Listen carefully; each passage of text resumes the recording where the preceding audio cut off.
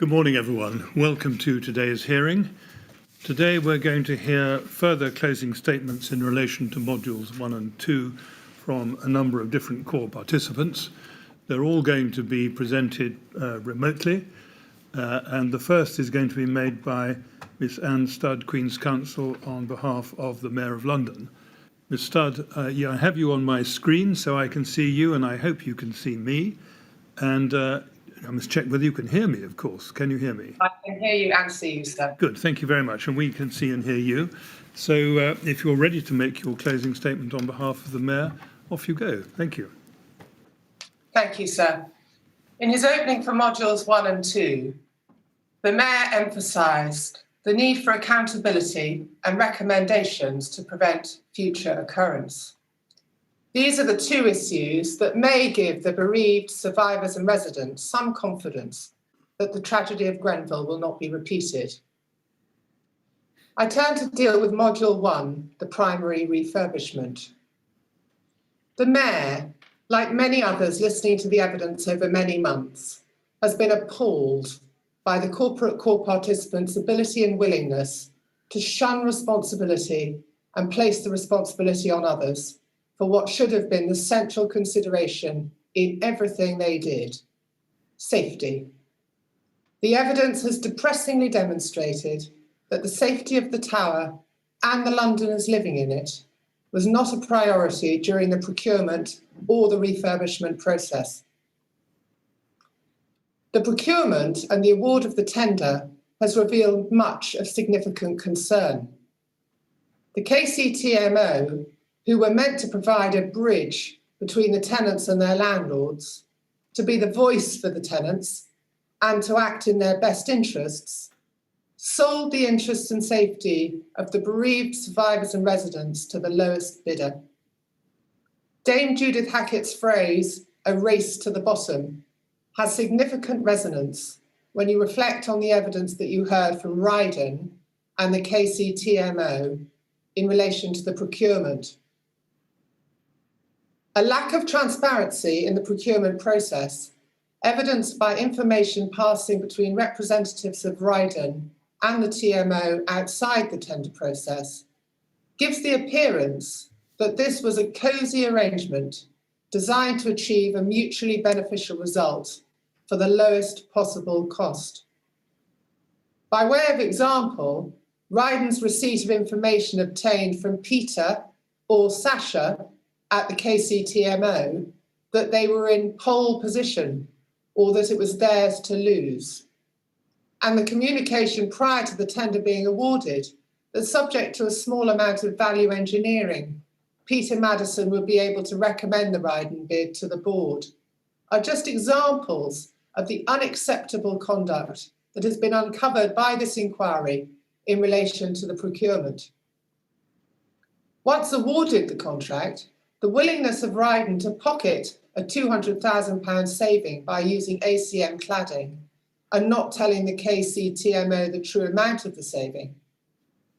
The cladding that they used to achieve that saving was not and never had been compliant with the building regulations.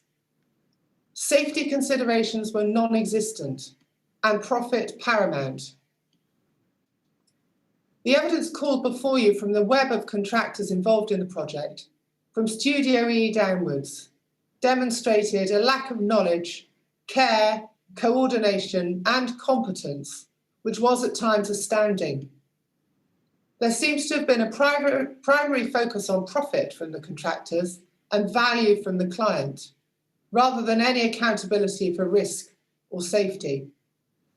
None of the basic checks for fire performance were carried out by the design team, nor picked up by any other organisation, including the KCTMO. It reveals a total absence of risk ownership by those who should have been expected to have the safety of the residents at the heart of what they were doing. The architect relied upon the fire safety engineers, and the fire safety engineers relied upon the cladding contractor. The cladding contractor relied upon the manufacturer, who had a commercial interest in remaining silent. And they all relied upon the final arbiter of building control for compliance, without taking any responsibility for it themselves and without providing the information that was necessary for any accurate assessment to be made. No one asked intrusive questions and no one offered information that they knew might be relevant to the safety of those living in the tower. As Dr. Lane said to you, fire safety engineering is about protecting people. When you forget that, you get caught up in the game of making things work and getting things through, and you forget about your primary responsibility, which is protecting people. In the refurbishment of the tower, it is hard to see that any organisation focused on protecting people at any stage. Compliance with the regulatory regime to protect the residents was all of their responsibility, and its total absence demonstrates a disregard for human life in the interests of profit. There has to be a cultural change in approach, putting accountability and safety first. And at the centre of this web were the residents, who had little power to influence their own destiny and who were entitled to have those making decisions on their behalf to assume proper responsibility for their risk and for their safety. Instead, what the evidence demonstrates is a total ambivalence to both. They were failed. The KCTMO, who should have been looking out for their interests, failed to be intrusive in the management of their contract to ensure that the safety of residents was and remained paramount, preoccupied as they were with value, appearance, and visible floor numbers. At the end of the train was the Building Control Department of RBKC, a department that in the period from 2013 to 2017 had lost 10 surveyors who had 230 years experience between them, replaced by one graduate. Mr. Hoban demonstrated to you the toll that this has had on his ability to do the job he wanted to be able to do. The consequences of what appears to be a gross lack of resources were catastrophic. The system was broken. The Building Control Department, in the person of John Hoban, was clearly unable to ensure compliance or conduct the intrusive inspections necessary in a project such as Grenfell Tower. If building control is to be the final safety net, the system has to be resourced, robust, interventionist, and capable of mandatory compliance with sanction for failures. Building control must be kept separate and independent from the contractors so that accountability and compliance can be properly enforced. It must not be possible for a client to choose their own regulator or limit the sanctions that can be applied to them in the event of non-compliance. The regulator must be transparently independent of the project. Without strict regulatory control, a continuation of a system of approved inspectors as an alternative to local authority building control will allow contractors the opportunity to choose their regulator depending on the type of project and the prospect of who might be amenable to lower standards of compliance. The Mayor has previously highlighted problems with the market-based approach to building control. Grenfell Tower is a truly terrible example of all that was wrong with the regulatory system. Amongst other failures, the system allowed non-compliant flammable cladding to be used and signed off on very many other residential buildings up and down the country. It is clear that the building regulations and approved document B were either not understood or not regarded as paramount or ignored on the understanding there would be no sanction. As Dame Judith Hackett identified in her report, contractors and subcontractors were able to use the ambiguity of regulations and guidance to play the system and to pass the responsibility over to a different subcontractor in the chain on the assumption that it was someone else's problem. I turn to deal with Module 2, the cladding products. In the evidence and the lack of cooperation Arconic has provided to the inquiry is to be deplored. That Arconic, Celotex and Kingspan were, in different ways, able to market their products as suitable for use on buildings over 18 metres, notwithstanding that each of the products had failed, in fact, to perform to a near satisfactory level in the event of fire, is shocking. The inquiry will consider with the utmost concern the evidence of institutional indifference to safety, an environment where corporate bodies considered that it was appropriate and acceptable to manipulate testing, to manipulate marketing material to obscure the known risks, and to conceal the truth behind the data, all done in order to increase the share of the market and ultimately increase sales. Not only does the evidence show a wholesale and cynical disregard on the part of the corporate core participants for the safety of residents, but it also demonstrates an outdated and ineffective testing system where the BBA and the BRE fundamentally failed to ensure that their safety testing had any of the requisite rigour that the others assumed existed. On the part of the certifying authorities, it is not enough for John Alban to say that he did not think the BBA procedures were ever designed to cope with a situation where a manufacturer would deliberately withhold fire test data from the BBA. That may be right, but the evidence demonstrates that there was an over-reliance on misplaced trust and a lack of technical knowledge relating to the regulatory system and fire safety in particular. These failures were fundamental flaws and allowed companies like Arconic, Kingspan and Celotex to exploit those weaknesses for their own commercial gain. When they were challenged, some used the threat of litigation to prevent exposure of the true position. Commercial confidentiality has its place, but not when it puts public safety at risk. There is no reason why the data from testing should not be made available to professionals or indeed the public on request.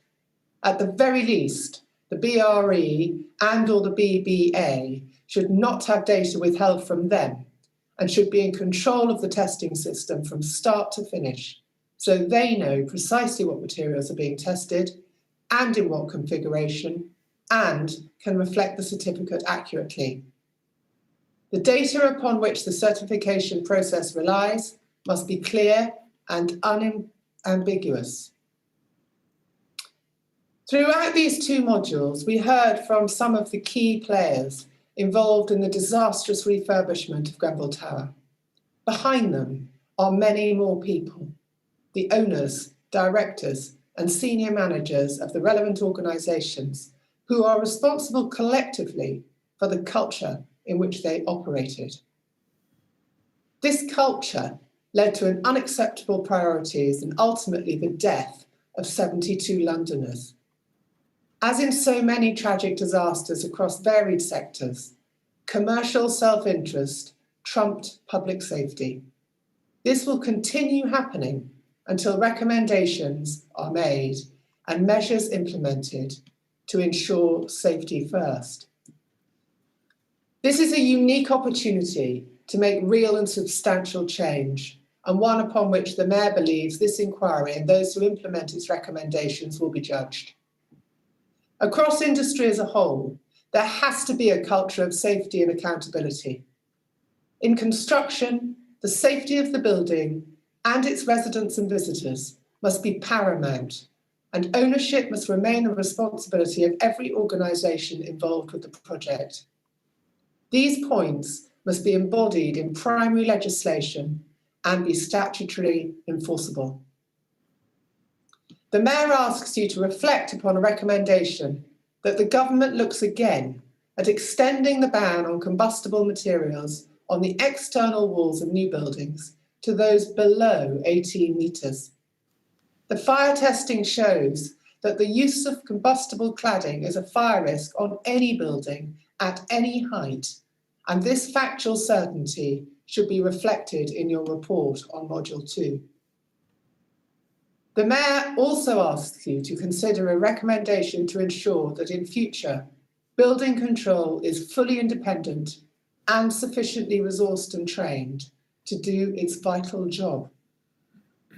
The Mayor asked the inquiry to make clear the need to deliver systemic and cultural change to ensure that the safety of buildings and those who reside or visit them are paramount and can never be compromised.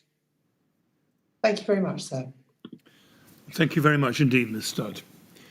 The next closing statement will be made by Mr. Campbell, Queen's Counsel, on behalf of Siderise. Now, he was scheduled to make his statement at 10:30, but we are now running a little bit ahead of ourselves as a result of Ms. Studd's economical use of time. But I see Mr. Campbell on my screen. So, Mr. Campbell, are you there? Can you hear me? And are you ready to go on now? Sir, I can hear you, and I hope you can hear me too. We can, thank you very much. And are you ready to make a statement, even though it's slightly ahead of time? Yes, certainly very happy to do so, sir. And indeed, Siderise is grateful for the opportunity to make this oral statement. Very good. Well, let's go when you're ready. Thank you. The evidence from modules 1 and 2 has revealed serious failures by the construction industry, and the evidence has given rise to a great many important issues for the inquiry and for the construction industry itself to consider. Siderise understands that wider picture and supports the vital work on which the inquiry and its team are engaged. However, Siderise does not see its role as being to criticise others, nor does it wish to engage in any buck passing. Therefore, I hope you'll excuse the fact that this statement will focus on Siderise's role and the criticisms that have been made of it.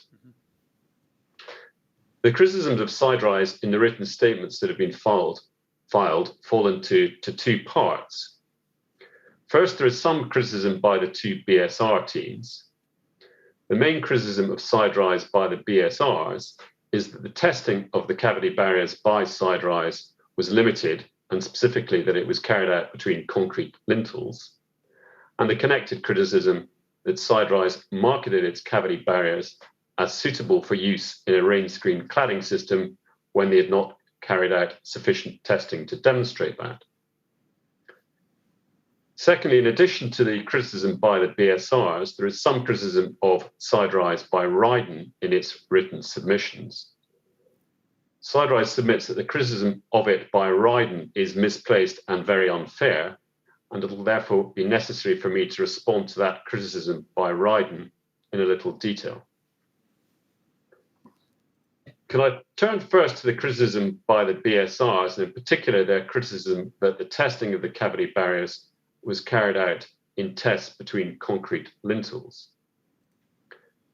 In making those criticisms, there appears to be some confusion between product or component testing of the cavity barriers themselves and system testing in accordance with a BS 8414 test. The fact that Siderise was undertaking component tests of the cavity barriers and that it referred to those component tests in its marketing material should not properly be the subject of any criticism. The purpose of such a component test is to demonstrate the integrity and insulation of the cavity barrier itself, not to test the fire resistance of other materials that may be used in the construction. Although component tests undertaken pursuant to BS 476 Part 20 or TGD 19 are not equivalent to or a substitute for system testing undertaken pursuant to BS 8414, they are nevertheless valuable and provide evidence for the elemental performance of the component. Table 1 of ADB refers to the fire resistance of elements being tested pursuant to the relevant part of BS 476, therefore effectively recommends that manufacturers undertake component tests of their products to the relevant part of BS 476. Further, the guidance from the Centre for Window and Cladding Technology, CWCT, in their technical guidance note 73, was that cavity barriers should be tested to the principles of BS 476 Part 20, and therefore effectively recommended that they should be subject to component tests. As to the product or component tests themselves, prior to 2013, Siderise's open state cavity barriers were tested to the principles of BS 476 Part 20. The decision to use the BS 476 Part 20 test procedure followed the guidance from the CWCT. The decision to test the open state cavity barriers to BS 476 Part 20 was also the subject of discussion and agreement between Siderise and Exova Warrington Fire. So as you may recall from the evidence of Mr. Mort and others, the BS 476 Part 20 test procedure was not entirely suitable for open state cavity barriers with an intumescent strip. With an open state cavity barrier, there has of necessity to be an air gap along one side of the barrier at the start of the test, and the presence of that gap results in an automatic failure of the integrity criteria of the BS 476 Part 20 test. Recognizing that the BS 476 test procedure was not entirely suitable for an open state cavity barrier, in 2014, the Association for Specialist Fire Protection, the ASFP, issued a bespoke test for open state cavity barriers known as TGD-19. In a test under either BS 476 or TGD-19, it's standard practice for the cavity barrier to be tested between concrete lintels, and that's clear from the wording of the standards themselves. Some criticism has been made of Siderise that they did not draw their customers' attention to the fact that the testing was carried out between concrete lintels, but I'd suggest that criticism is unfair. First, it ought to come as no surprise to anyone in the industry that a component test of a cavity barrier was, and indeed still is, carried out between concrete lintels. To be effective and worthwhile, the component test of the cavity barrier would have to be undertaken between fire-resistant materials. If the test was undertaken between materials that were not fire-resistant, it would be unclear whether any failure of integrity or insulation was caused by the cavity barrier or alternatively by the materials holding the cavity barrier. Second, anyone familiar with TGD-19, BS 476 Part 20, or the equivalent EN standard would be aware that the tests are undertaken between concrete lintels. Third, the CWCT's Technical Note 73 made clear that cavity barriers are generally tested between walls of fire-resisting construction, and TN 73 also warned in terms that performance with rain screen panels may be different from a test of the cavity barriers carried out between fire-resistant materials. Mr. Sekula's evidence was that he would expect a reasonably competent cladding contractor to be familiar with the contents of TN 73, and specifically, they'd expect a reasonably competent cladding contractor to be aware of the guidance that cavity barriers are generally tested between walls of fire-resisting construction. Therefore, the component tests,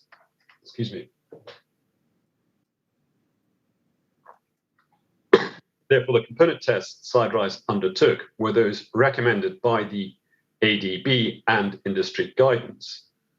Further, the fact that the testing of the cavity barriers had been undertaken between concrete lintels, and the fact that the tests Siderise had undertaken were component tests and not system tests, ought to have been clear to anyone reading Siderise's data sheets, and was also clear from TGD 19 and the CWCT's Technical Note 73.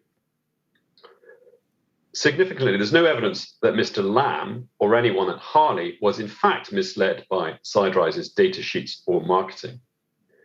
Mr. Lamb stated that he'd reviewed Siderise's technical literature, but he doesn't claim to have been misled by it. Mr. Lamb also stated in his evidence that he consulted CWCT's Technical Note 73 when considering the requirements for cavity barriers.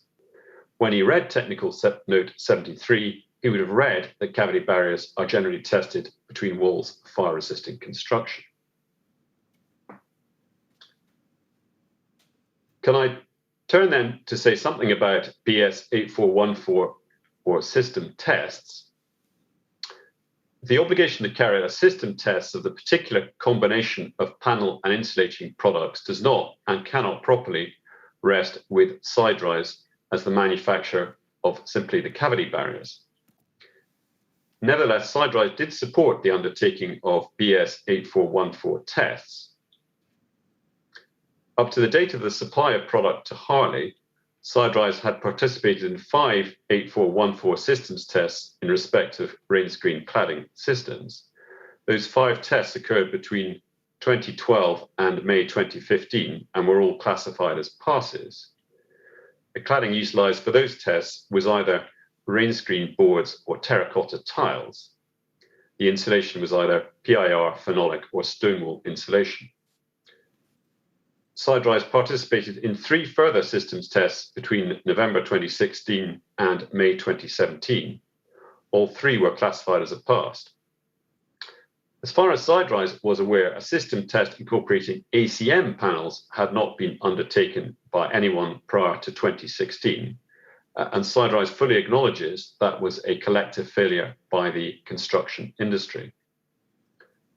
However, Siderise did draw attention to the value of system testing pursuant to 8414 at a conference it hosted in 2012, attended by, amongst others, the BRE, Arup, and Harley. At that conference, Siderise stated that it was keen to test to 8414 and asked for a cladding partner to come forward to participate in such a test. Unfortunately, no such partner came forward. Since the fire at Grenfell, there have been many full-scale 8414 tests which have involved metal rain screen components in conjunction with Siderise cavity barriers and which have been classified as a pass. Many examples are given by Mr. Swales in his statement. An important set of 841 tests using Siderise cavity barriers are those undertaken by the BRE in July and August 2017 on the instructions of the Ministry of Housing, Communities and Local Government. The panel may well recall those tests were undertaken with a variety of types of insulation and ACP, some passed and some failed. But clearly with the right components, it's entirely possible to design a metal rain screen system with Siderise cavity barriers that will perform successfully in a BS 8414 test. Therefore, the cavity barriers were compatible with many metal rain screen systems. Siderise were certainly not, by their website or other marketing, suggesting or representing that their cavity barriers were suitable for any set of components, regardless of the fire resistance of those components. Nor was it representing that by using its cavity barriers, that in some way removed the need for system testing or proper consideration of the performance of the rain screen system as a whole. Can I turn then, sir, to address the criticism made of Siderise by Rydon in its written submissions, and in particular the suggestion by Rydon that Siderise infiltrated itself into industry bodies in order to develop standards that suited itself. Siderise submits that that criticism is wholly unfair and is misplaced. And I'm afraid it's necessary for me to take you to the detail of it. And if possible, I would like to have put up on screen the relevant section of Rydon's written submissions, which is at RYD 000-94564_0049.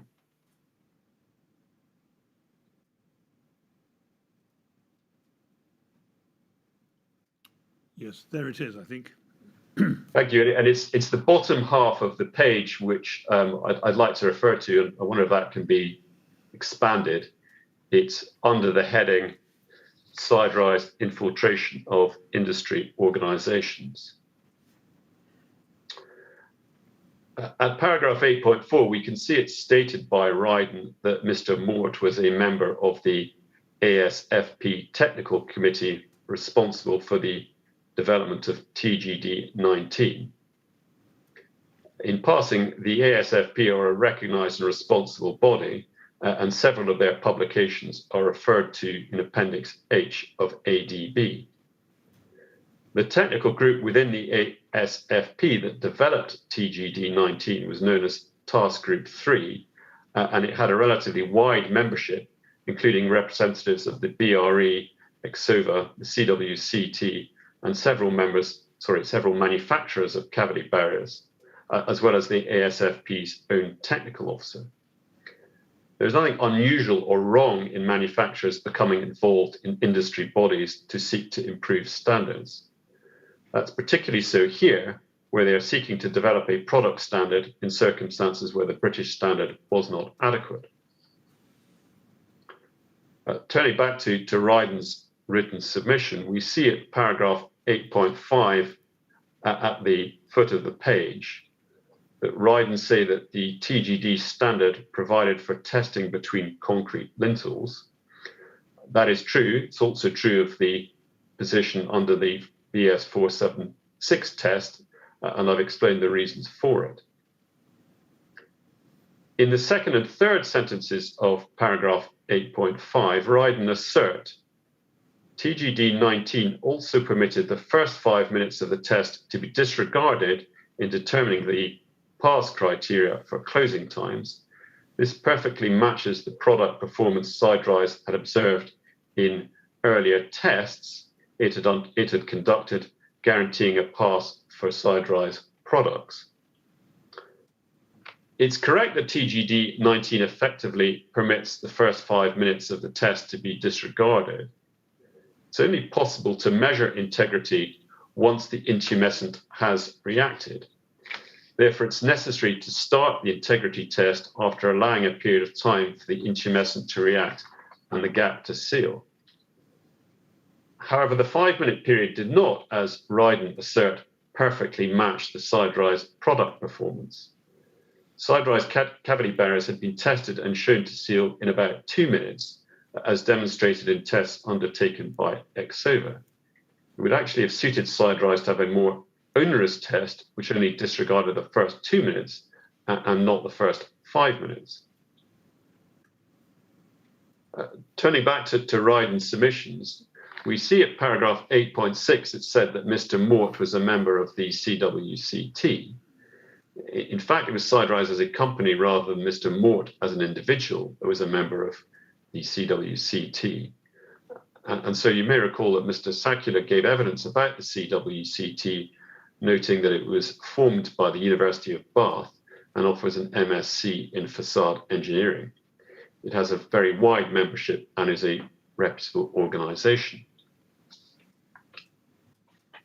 Then at paragraph 8.7, we see Rydon say, in CWCT Technical Note 73, it was stated that Siderise cavity barriers were designed to fully close the cavity in under 2 minutes in fire test conditions.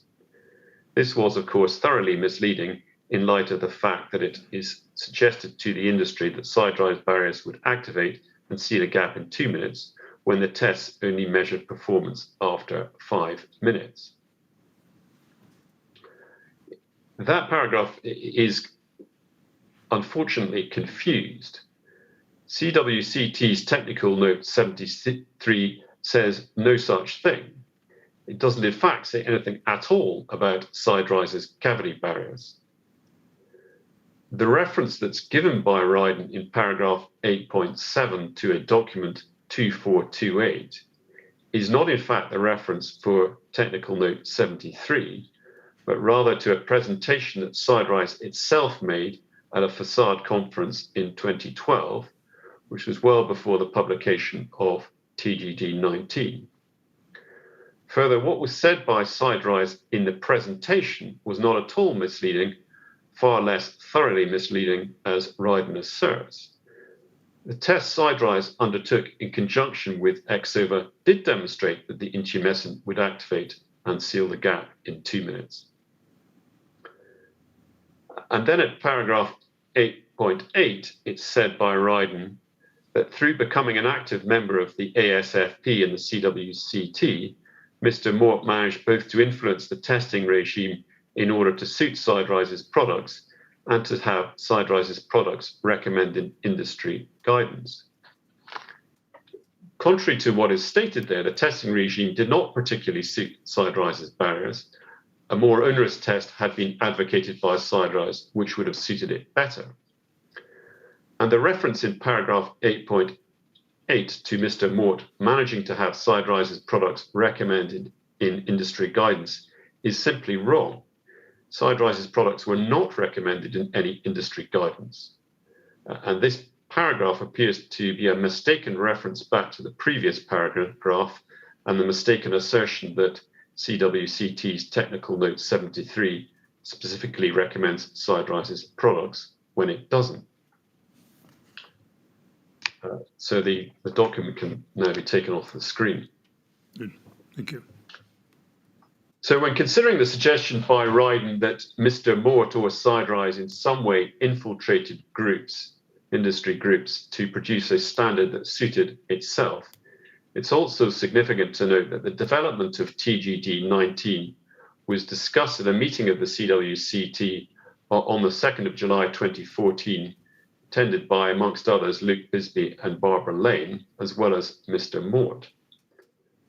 After that meeting in December 2014, Siderise, at their instigation, met with Dr. Lane and Charlotte Robin of Arup to discuss, amongst other things, the fact that there was no entirely suitable test for an open state cavity barrier.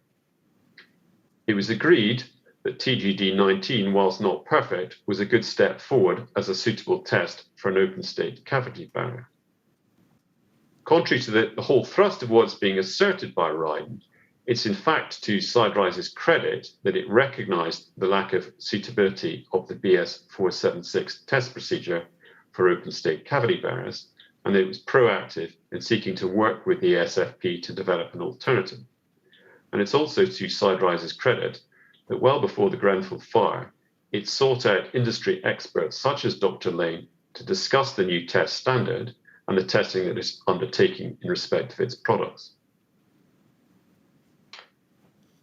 In conclusion, Mr. Chairman, in some of the written submissions that have been made, all of the manufacturers of products used in the refurbishment have effectively been lumped together. However, Siderise's position is very different from that of most of the other manufacturers. In particular, the cavity barriers were themselves plainly fire resistant.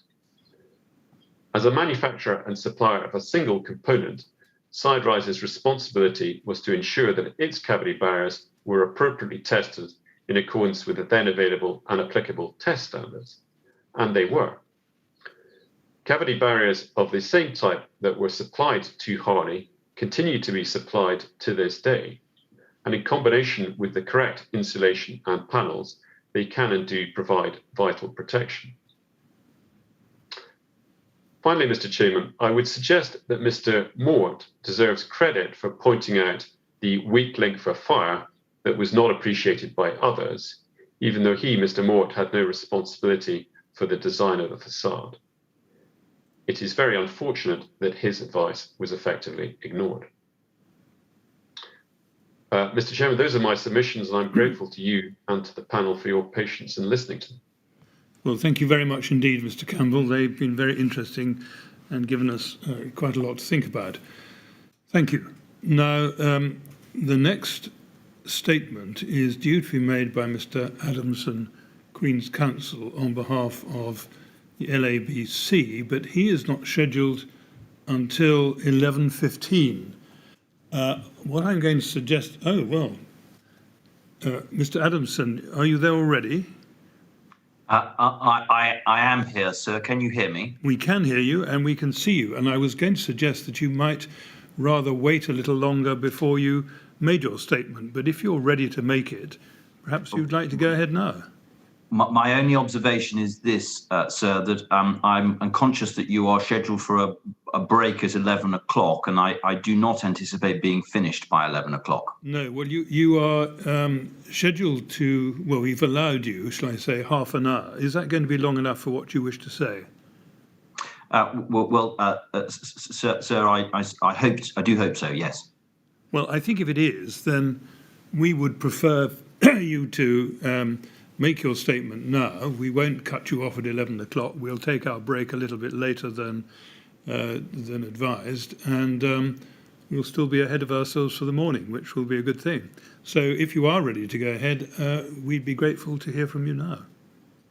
Sir, All right. thank you. Thank you very much.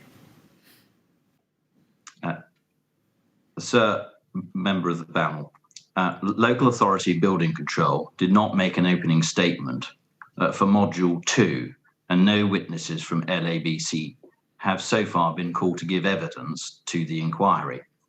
As a consequence, LABC has not had the opportunity in the inquiry to express its sincere condolences and apologies to the families of those who perished in the Grenfell fire, to the survivors of this tragedy, and to others affected by it.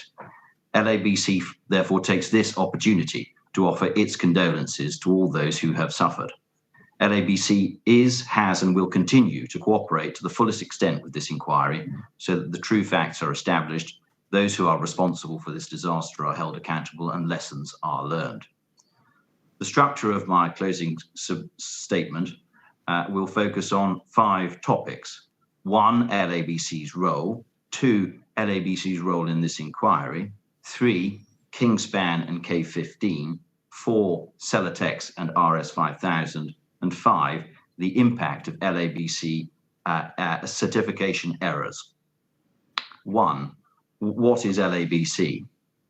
LABC is a not-for-profit company limited by guarantee, owned by its members, who comprise all local authority building control teams in England and Wales. LABC aims to provide an independent, impartial resource to its local authority members to help ensure that new buildings and conversions are delivered to the right standard. Since its incorporation, LABC has operated a registration scheme for products, systems and housing types on behalf of all local authority. The scheme predates LABC's incorporation.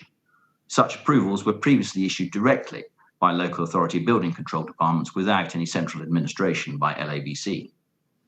LABC sought to offer its registration scheme, previously called type approvals, and later restructured as registered details within the Land Act agreement. The purpose of the agreement was to provide a central register certified products and systems, recording the credentials of such products and systems and their compliance criteria with the building regulations. Thus, if a product had passed certain British standard tests, that would be recorded. Similarly, if a UCAS accredited agency had certified certain attributes of a product, that would be recorded. Having all such details in one place would be of obvious value to the local authority or build industry professional having to consider the appropriateness of using a particular product in a building or as part of a system incorporated in a building. However, it's vital to understand what LABC is not. It is not a testing house. It does not test products such as BRE or BBA. This is not its function. It is not a building control body which determines whether a product can safely be used on a particular development, such as RBKC. The LABC scheme is designed such that local authority building control teams themselves handle applications for product registration. The appraisal of the building control team of the local authority, sometimes referred to as the research authority, which is selected to handle the application, is then subject to a second check peer review, which requires 4 other building control teams from different local authorities to support the appraisal. The second check process is intended to ensure that mistakes on the part of the research authority are picked up. Therefore, in summary, the LABC scheme is not profit orientated. LABC does not test products, and it does not involve itself in the detail of applications for approval or registration. That was the responsibility of the research authority handling it. LABC scheme does not obviate the need for manufacturers of products registered with the scheme to behave with integrity during the registration process and in its subsequent marketing of the product. The scheme is there to assist rather than to be abused. LABC's registration does not obviate the need for a building control body to satisfy itself that the system or product being used is compliant and safe for use within the individual product, regardless of its LABC registration. The scheme relies upon the good faith and honesty and openness of the applicant for registration and the competence or accreditation agencies and testing bodies. So there is a noise going on outside. Is that interfering with your feed? We have been able to hear noises off, so to speak. and I wasn't sure whether they were somewhere in the system or emanating from your end or indeed our end. You can hear them as well, can you? So it's definitely from my end. There is a workman outside. I do apologise. Well, can I suggest you carry on, but if it becomes too distracting, either you can raise it or I'll raise it, and we'll then decide what to do. All right? The scheme relies upon the good faith, honesty and openness of the applicant for registration and the competence of accreditation agencies and testing bodies. The evidence the inquiry has heard shows that Kingspan adopted a strategy of applying for approval of a K15 product on the basis of limited testing to obtain approval of the product with the intention of abusing that approval and marketing the product for use in circumstances which were not demonstrably safe. Celotex later adopted the same strategy. LABC is not responsible for Kingspan and Celotex abuse of the LABC scheme, nor their abuse of the testing regime. LABC's role in the inquiry. Until now, LABC has played only a limited role in this inquiry. The service that LABC offered has attracted greater prominence than had perhaps been initially anticipated, and no person from LABC has been called. A raft of Rule 9 letters have recently been received in relation to Module 6, which address matters and raise questions which are relevant to Module 2. Therefore, LABC has had no opportunity to challenge erroneous assertions which have emerged in the evidence. It has allowed some to seek to deflect attention from their own actions by misrepresenting LABC's role and function. It has allowed others to suggest that LABC certificates were relied upon by those responsible for building control approval of Grenfell Tower, when the evidence simply does not support that proposition. LABC's side of the story has not been heard. It suffices to identify two standout examples. David Jones of Herefordshire Council, which was the research authority for Kingspan's application for approval, has alleged that he was pressured by LABC in respect of the type approval process for K15. This allegation is rejected. It will be recalled that it was Mr. Jones who produced the type approval summary, which wrongly stated that K15 was a material which could be considered to be of limited combustibility. It has been speculated that John Hoban, RBKC's building control officer, considered the erroneous LABC registration in respect of Celotex's RS5000 product prior to its use on the Grenfell Tower project. LABC does not accept that he did. Indeed, LABC can demonstrate through the chronology that he could not have considered that material. Unfortunately, these allegations were left unchallenged and or were perpetuated by questioning of other witnesses who gave evidence to the inquiry team, such that they've been allowed to gain traction as if they were fact, which they are not. 3. Kingspan and the erroneous type approval summary. Kingspan's K15 is an insulation product which was not non-combustible, and it was not of limited combustibility as defined by the then current version of ADB. Subject to alternative routes to compliance, K15 could not be used in accordance with building regulations as part of a rain screen cladding system on buildings with floor above 18 metres unless it had been tested as part of a system which had been successfully tested to BS 84141 or 2 and had achieved the criteria provided for by BR 135. Any application of K15 reliant upon a successful 8414 test must be identical to its application as part of the system which was tested. Of course, the K15 product being applied must be the same chemical composition as the K15 that was tested. The distinction between product and system is crucial. This is because 8414 is a system test.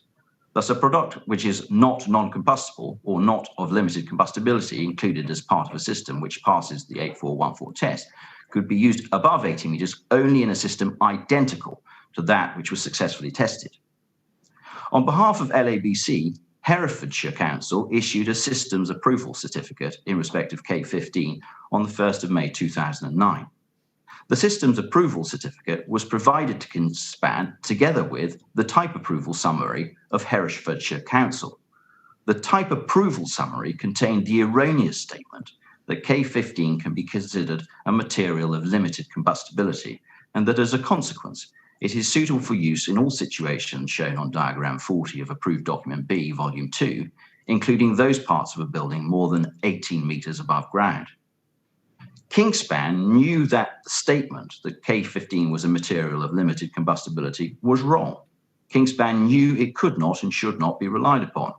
We know this because, one, Kingspan published the statement as to limited combustibility on its own website Mr. Adamson, in 2009. Mr. Adamson, the noise is off. Oh, they had become rather overwhelming, but I think they've now gone again. So could I suggest you go back a couple of sentences and carry on from there? I'm sorry to do that to you. No, I do apologise. No, I don't think it's your fault at all. I think we're both victims of some third party's efforts. But I think if you went back a couple of sentences, we could pick up the thread of your statement more easily.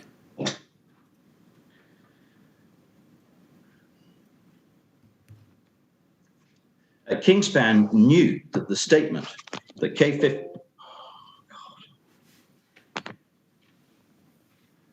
knew that the statement that K15 was a material of limited combustibility was wrong. Kingspan knew it could not and should not be relied upon. We know this because, one, Kingspan published the statement as to limited combustibility on its own website in 2009. It was removed in or about February 2010. Two, the chemical composition of the K15 product that had been incorporated in the system test to BS 8414 in 2005 was not the same as the K15 product that was being marketed in 2008 by Kingspan. Worse still, the K15 product that they were actually marketing and selling performed even worse in fire tests than the earlier version.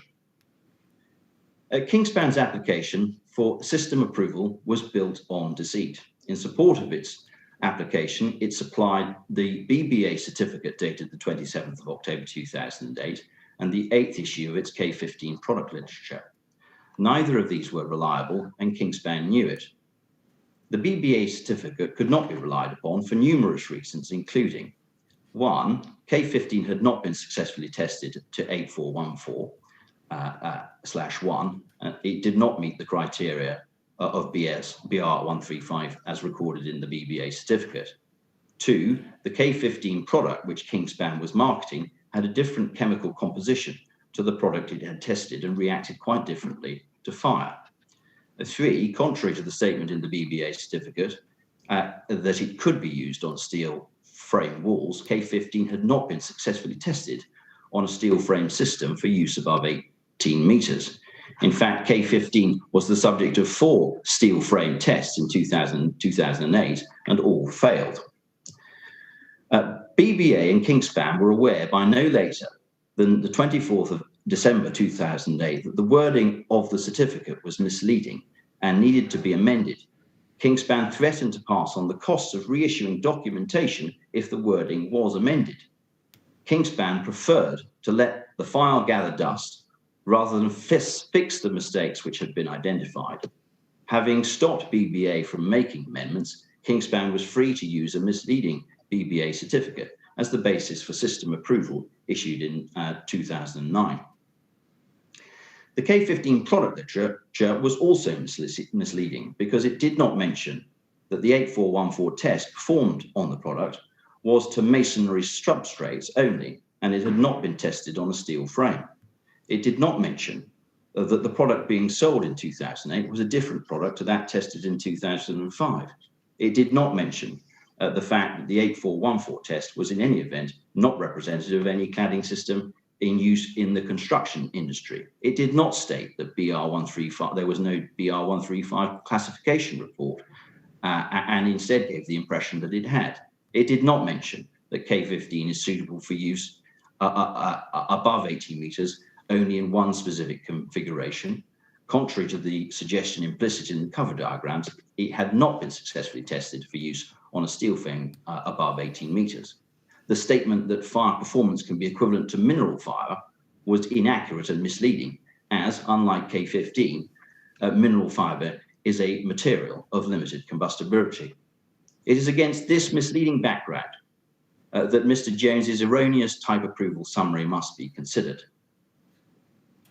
LABC's errors in respect of the 2005 K15 type approval summary. LABC accepts that the type approval summary should not have stated that K15 was of limited combustibility and suitable for use above 18 metres.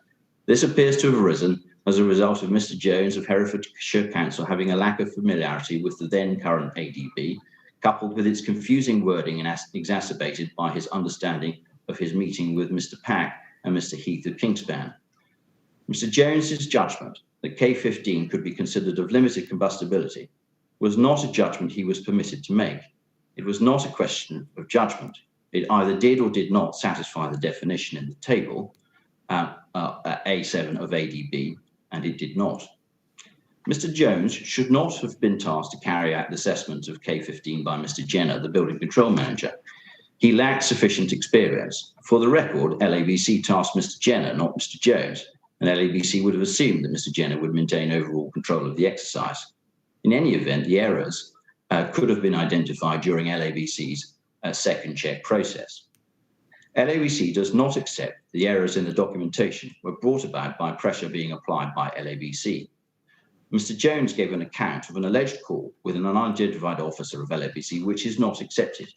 First, Mr. Jones suggested he contacted LABC to find out more about the LABC system approval process as a result of a suggestion by Mr. Jenner.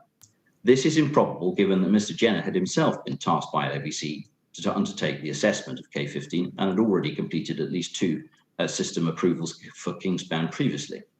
Secondly, Mr. Jones claimed LABC had asked him to meet Kingspan, who would explain the process to him.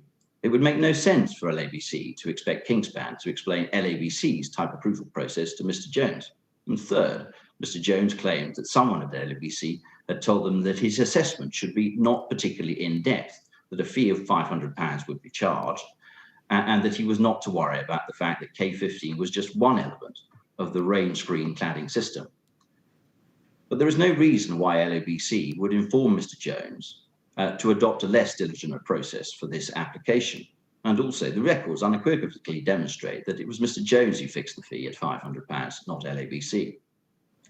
Mr. Jones claimed that prior to his call with LABC, he was veering towards returning the assessment of the K15 application to LABC for another authority to undertake. But it was that call where he was persuaded he could do it.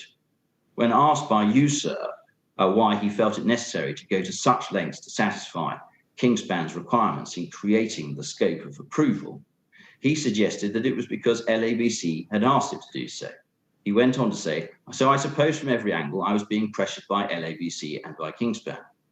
This makes no sense at all. There was no pressure from LABC. LABC had nothing to gain from applying pressure. It did not receive a penny of the nominal £500 fee set by Mr. Jones.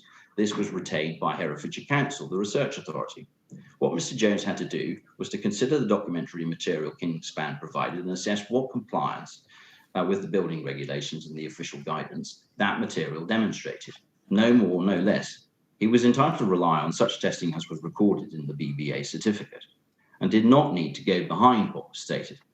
If Mr. Jones required any further information, then it was for him to request it from Kingspan. Mr. Jones's evidence of the alleged conversation with the unidentified person within LABC has changed and expanded over the course of his written and oral testimony. It is uncorroborated by any documentary or other evidence, and it is inconsistent with contemporaneous documents, and his testimony in that regard is rejected by LABC. Turning to the erroneous assertion in point 3 of the August 2013 registered details for K15.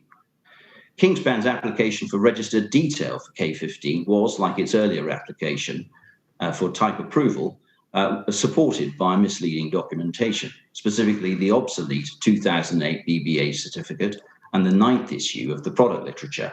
As for the certificate, LABC was not informed or provided with a copy of a BBA certificate dated on 6th of April 2010, which added on its front page that it had been tested to 8414/1 for one specific construction on masonry walls. Thus, the limited nature of the test, which was explicitly referenced in the later certificate, but not the former, was not drawn to LABC's attention. As for the 9th edition of the product literature, it was, like its predecessor, littered with falsehoods. It was misleading, for example, because Kingspan knew that the K15 product had not been successfully tested on a steel frame system. Indeed, it had failed. And and it knew that it had been tested only on masonry walls, and had not been certified for any other use. Kingspan specifically requested the wording which it wished to be included as part of the registered detail. LABC forwarded this request to Mr. Jones, who acceded to it. It was consistent with the wording in the BBA certificate dated October 2008, which LABC had no reason to doubt. These factors led to point 3 of Appendix A to the registered detail of 28th of August 2013, stating that the product can be used on buildings with stories greater than 18 metres from ground level, provided it's used in combination with suitably non-combustible substrates and ancillary components. Note the 8414 testing referenced in section 1 of the BBA certificate is noted as meeting requirements of BR135, i.e. alternative route to compliance referenced in Approved Document B or Scottish Technical Handbook. So the conclusions with respect to Kingspan. Kingspan failed to act with integrity, which was demanded of them in the application process, both in relation to type approval and the registered detail of K15. Both applications were misleading. Kingspan knew all too well what it was doing. It is startling that Kingspan accepts no responsibility for the content of the type approval summary and the registered detail issued, and even worse, contends that it was entitled to rely upon its ill-gotten certification. Kingspan knew that there was no test data which showed that the K15 product it was marketing was suitable for use in a rain screen cladding system on buildings with dimensions greater than 18 metres. Kingspan had tried and failed to engineer a successful steel frame test. Kingspan, upon obtaining the erroneous certification, called a halt to further testing, thereby ensuring that a product which it knew was unsafe would be used in circumstances where, in the event of a fire, it was liable to cause death or injury. LABC does not accept that it had too close a relationship with Kingspan, as has been suggested by the BSR1 team. It had limited dealings. LABC's own review of its interactions with Kingspan do not suggest anything excessive or unusual. The detail of the application was dealt with by Mr. Jones of Herefordshire Council, and Kingspan's deceit is entirely its responsibility. Notwithstanding Kingspan's disgraceful conduct in the procurement of the certification in relation to K15, LABC's erroneous certification did not have any bearing on the Grenfell Tower project. LABC would invite the chairman and panel to note that the 2009 certificate for K15 lapsed in April 2012, long before the refurbishment of Grenfell Tower. The document issued as part of the 28th of August 2013 registered detail did not include the type approval summary containing the erroneous statement regarding limited combustibility. The 2013 certificate lapsed in November 2014, before K15 was considered for Grenfell Tower. At the time that the K15 product was being utilised on Grenfell Tower, the relevant certificate issued in March 2015 specifically stated that it did not meet the limited combustibility requirements of ADB paragraph 12.7. In other words, it was by then correct. In any event, K15 was never intended to be used on Grenfell Tower. It was only used because of a shortfall of the supply in relation to RS 5000. The historically deficient documentation was never an issue which had any bearing on its use at Grenfell Tower.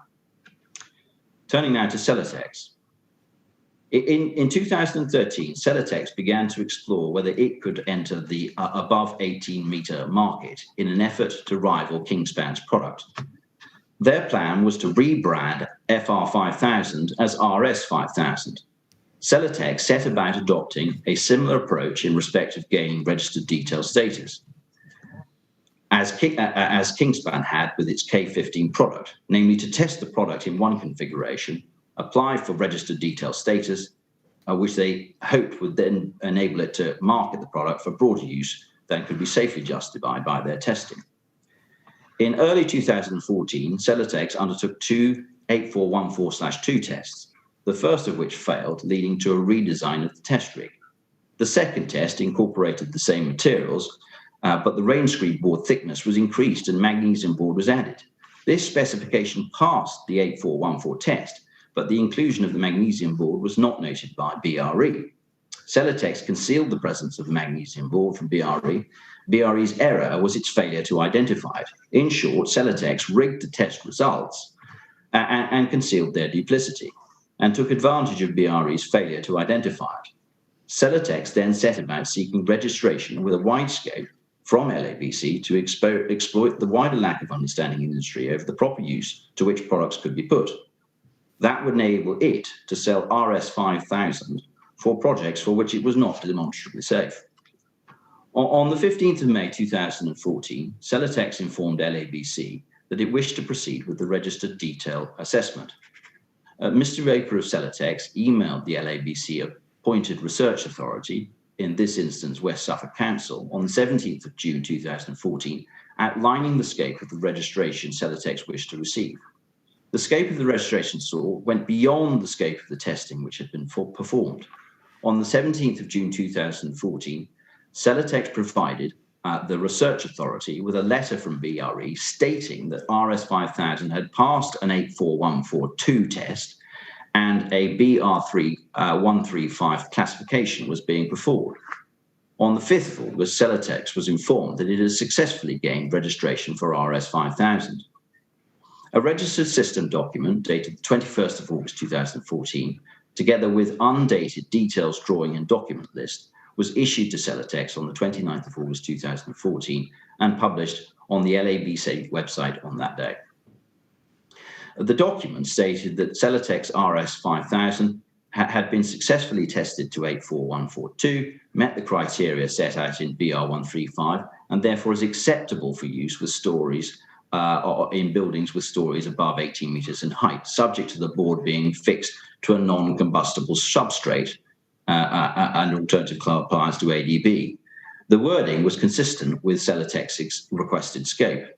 The reference to using a non-combustible substrate was erroneous. The document should have stated that the product could be used above 80 metres only if its application was in a system identical to that which had passed the 8414 test. At this time, LABC was changing the presentation of its registered detail certificates, and on the 3rd of November, it issued a new registered detail certificate. This certificate superseded the earlier document and was backdated to the 21st of August 2014.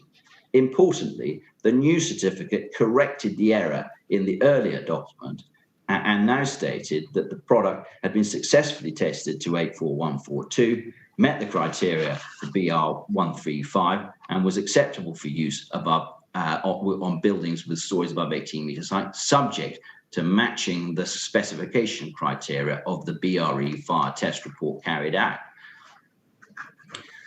The earlier document was removed from the LABC website and was replaced with the new registered details certificate. The statement that RS 5000 had been successfully tested to 84142 and met the BR135 criteria were properly included in the certificate because BRE had confirmed this in its BR135 classification report dated the 11th of August 2014. What LABC could not and did not know was that Celotex had obtained the BS 84142 pass by rigging the test results by adding the undisclosed magnesium board to the makeup of the test rig and representing matters to BRE. There was simply no way that the registered details procedure for appraising applications could be expected to discover this. The determined fraudster can always beat the system.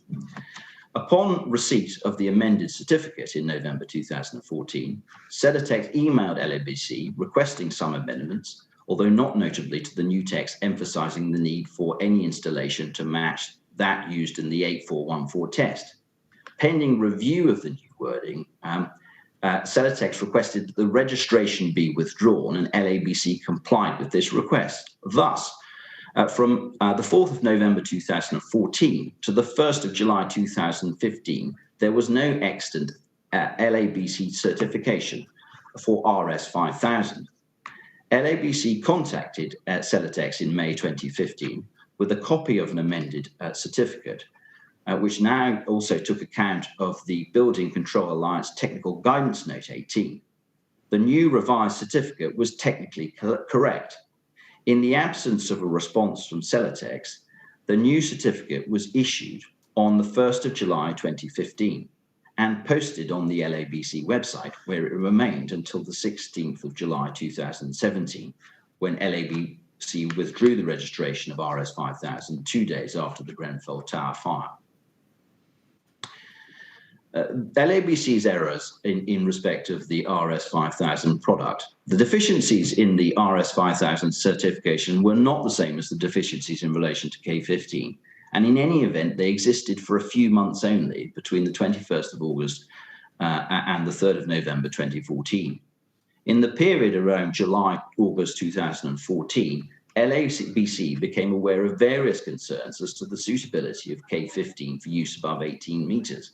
Such concerns were obviously relevant to Celotek's application for RS5000, which was a similar product and for which Celotex was seeking similar certification. There are three aspects to this. First, the initial draft of the BCA Technical Guidance Note 18 had been in circulation since June 2014 and set out NHBC's position that thermosetting insulants, which is what K15 and RS5000 are, did not meet the limited combustibility requirements of ADB Table A7. Second, on the 11th of July 2014, LABC were provided with a copy of an email to NHBC which expressed concerns about the widespread, potentially improper specification of K15 and its description as a material of limited combustibility. This was circulated amongst LABC's technical members of staff, including LABC's technical sales director, who was involved in facilitating the ongoing RS5000 assessment by West Suffolk Council.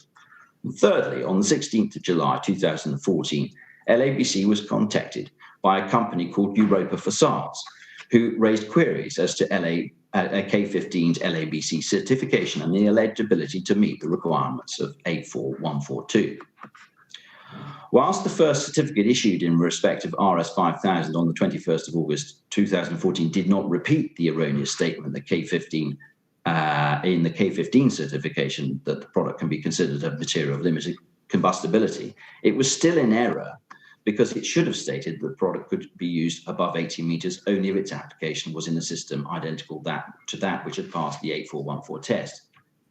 The effect of the November 2014 revision of the RS5000 certification would be to effectively prevent Celotex using LABC certification to gain extended applications of RS5000.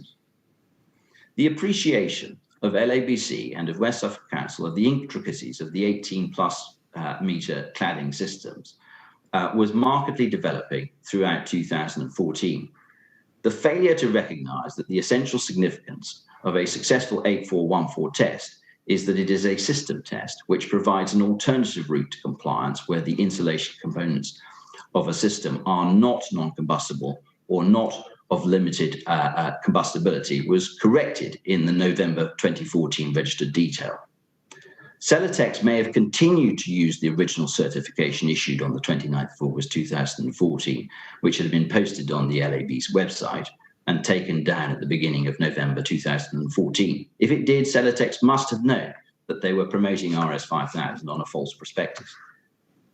LABC's certification of RS5000 plainly relied upon BRE's confirmation that the 84142 test had been successfully completed and that classification to BR135 was in order. LABC was entitled to rely on the UCAS accredited body's certification and should not be criticised or faulted for doing so. Topic 5. Did RBKC place any reliance on erroneous LAB certification when assessing the use of RS5000 on Grenfell Tower? No, it could not and did not. When Mr. Hoban, RBKC's building control officer, was considering the use of RS5000 on Grenfell Tower, the errors in the registered detail had been corrected and the erroneous material was not available to be accessed on LABC's website. Despite producing 3 previous statements, it was not until the 30th of September 2020, during his oral evidence, that Mr. Hoban suggested that he'd looked at LABC website, which said that RS5000 was suitable for use on buildings of that height. It's surprising that it took until this moment for Mr. Hoban to recall this detail, given that he'd had numerous prior opportunities to do so. The only website he'd specifically identified up to that point in his written statements was that of the Celotex website. During his oral evidence on the 1st of October 2020, and in an attempt to prompt a recollection of the document which he saw on the Celotex website, Mr. Hoban was shown the LABC Registered System Registration Certificate dated the 21st of August 2014. He was asked by counsel to the inquiry whether this was what he saw, and Mr. Hoban said, "I can't say. I showed you another document that I had in my possession. I don't know whether it's been passed to you." Mr. Hoban reiterated his end that he could not say that he'd seen the 2014 certificate when pressed on the point. Thus, Mr. Hoban could not say that he considered the erroneous certificate. Regrettably, counsel to the inquest did not explore with Mr. Hoban the document which he said he had supplied to the inquiry, which is presumably a document which Mr. Hoban thought he had considered. What then was this other document? This is unclear. RBKC produced a document headed Chronology of Building Control, which lists a November 2015 Celotex RS5000 datasheet as the only supporting document for the insulation board. For the avoidance of doubt, the datasheet was a Celotex document. It is true that it mentions the board being supported by LABC approval, but it is not an LABC document. LABC had no input into its content, and the use of the term approval is expressly prohibited under the terms and conditions for registered details. Therefore, the evidence does not support the contention that Mr. Hoban considered any erroneous LABC documentation prior to the use of RS5000 on Grenfell Tower.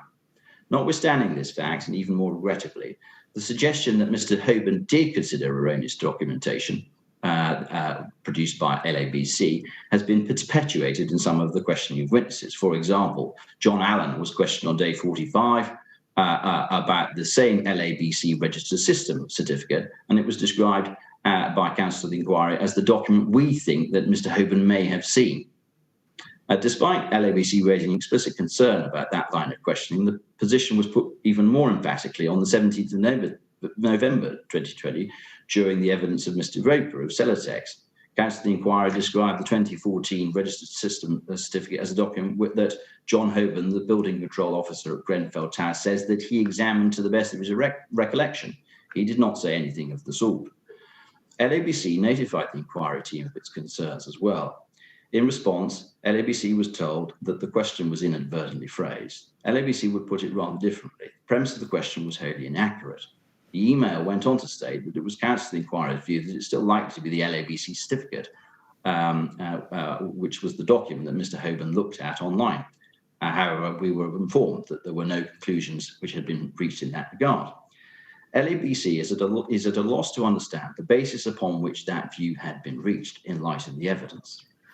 Regrettably, this erroneous view has been repeated and relied upon in closing statements. For example, BSR paragraph 127 BSR 1 submission, BSR 2 paragraph 11.1.2, and in their module 1 closing statements, MHCLG's closing statement paragraph 37. And it's also been seized upon by Rydon in their closing statements, for example, at paragraph 6.16 to 620. In LABC's submission, and it's not alone in holding this view, the suggestion that Mr. Hoban considered the LABC certification is demonstrably incorrect. Mr. Hoban says that the first time he became aware that Celotex was the product to be used on Grenfell Tower was after it was delivered to site. The earliest purchase order for RS5000 for Grenfell Tower is from March 2015, indicating that if Mr. Hoban did check the LABC website, it must have been after this date. If Mr. Hoban did see an LABC certificate for RS5000, and for reasons outlined earlier, it can only have been the revised version posted on the 1st of July 2015. If Mr. Hoban checked the LABC website between March 2015 and the end of June 2015, he would have found no registered detail for RS5000. And if he checked the website after the 1st of July 2015, he would have found the final and technically accurate revision of the certificate, and it did not mandate the use of the cladding system on Grenfell Tower because the system was not the same as that recorded in the BS 84142 test. It provides only minimal comfort to LABC's personnel, and it may seem of limited importance to others, but it is apparent that Mr. Hoban can have placed no reliance on LABC's earlier erroneous certification. In any event, it should be noted that before he became aware that RS5000 was the insulation to be used on Grenfell Tower, Mr. Hoban was circulated with an LABC article which expressly explained that K15 and RS5000 do not usually meet the limited combustibility requirements of ADB Table A7 and can be only used if they are in exactly the same specification as tested in accordance with A414 and BR135 classification. Come what may, he knew or ought to have known that RS5000 could not properly be used as proposed at Grenfell Tower, and nothing produced and made available by LABC at the material time could have given him any other impression. In conclusion and in summary, it is not LABC's function to test products such as K15 and RS5000. Kingspan obtained type approval and registered detail status on terms which it knew were wrong through deception. Celotex obtained registered detail status for RS5000 in a similarly underhand fashion. LABC rejects any suggestion that it was complicit in their deceit. Kingspan and Celotex had opportunities to correct the errors in the certification and chose not to do so. Nevertheless, the historical errors in LABC certification and registered details relating to K15 and RS5000 could not and did not have any bearing on their use on the Grenfell Tower project. At the time that those products were being used, the certification which existed in relation to each product was both accurate and technically correct. It did not mandate the use of the cladding system proposed for Grenfell Tower. After the disaster, LABC severed ties with Kingspan and withdrew and cancelled its certification in relation to all Kingspan products. LABC withdrew its registration of RS5000. LABC has undergone a reorganization. In late 2017, LABC implemented a UCAS audited ISO standards framework for local authority building controls teams. The framework identifies what good looks like and sets the standards and performance required of local authority building control in the delivery of building control. It has introduced a quality management system to conform to the requirements of ISO 9000-2015. Part of the quality management system includes an assessment of the competence of surveyors closely matched to project complexity. Independent audits are regularly made to ensure that surveyors are not working outside the scope of this competence. And starting in 2017, LABC has developed a range of Ofqual accredited learning and qualifications for building control professionals. LABC rightly believes that the organisation in 2021 is very different from the organisation it was in 2009 and 2014. LABC would like to conclude by thanking the chairman and the panel for this opportunity to address you. LABC reiterates that it welcomes the invitation it has received for witness statements from numerous individuals within Module 6. It is committed to assisting your inquiry. Thank you. Good. Thank you very much, Mr. Adamson. Well, at that point, we shall take the morning break. The next statement is going to be made by Mr. Taverner, Queen's Counsel, on behalf of Rydon, and he is scheduled to make that at 11:45. So I think we'll rise now and we'll sit again at 11:45 when we expect to see Mr. Taverner. Good. Thank you very much.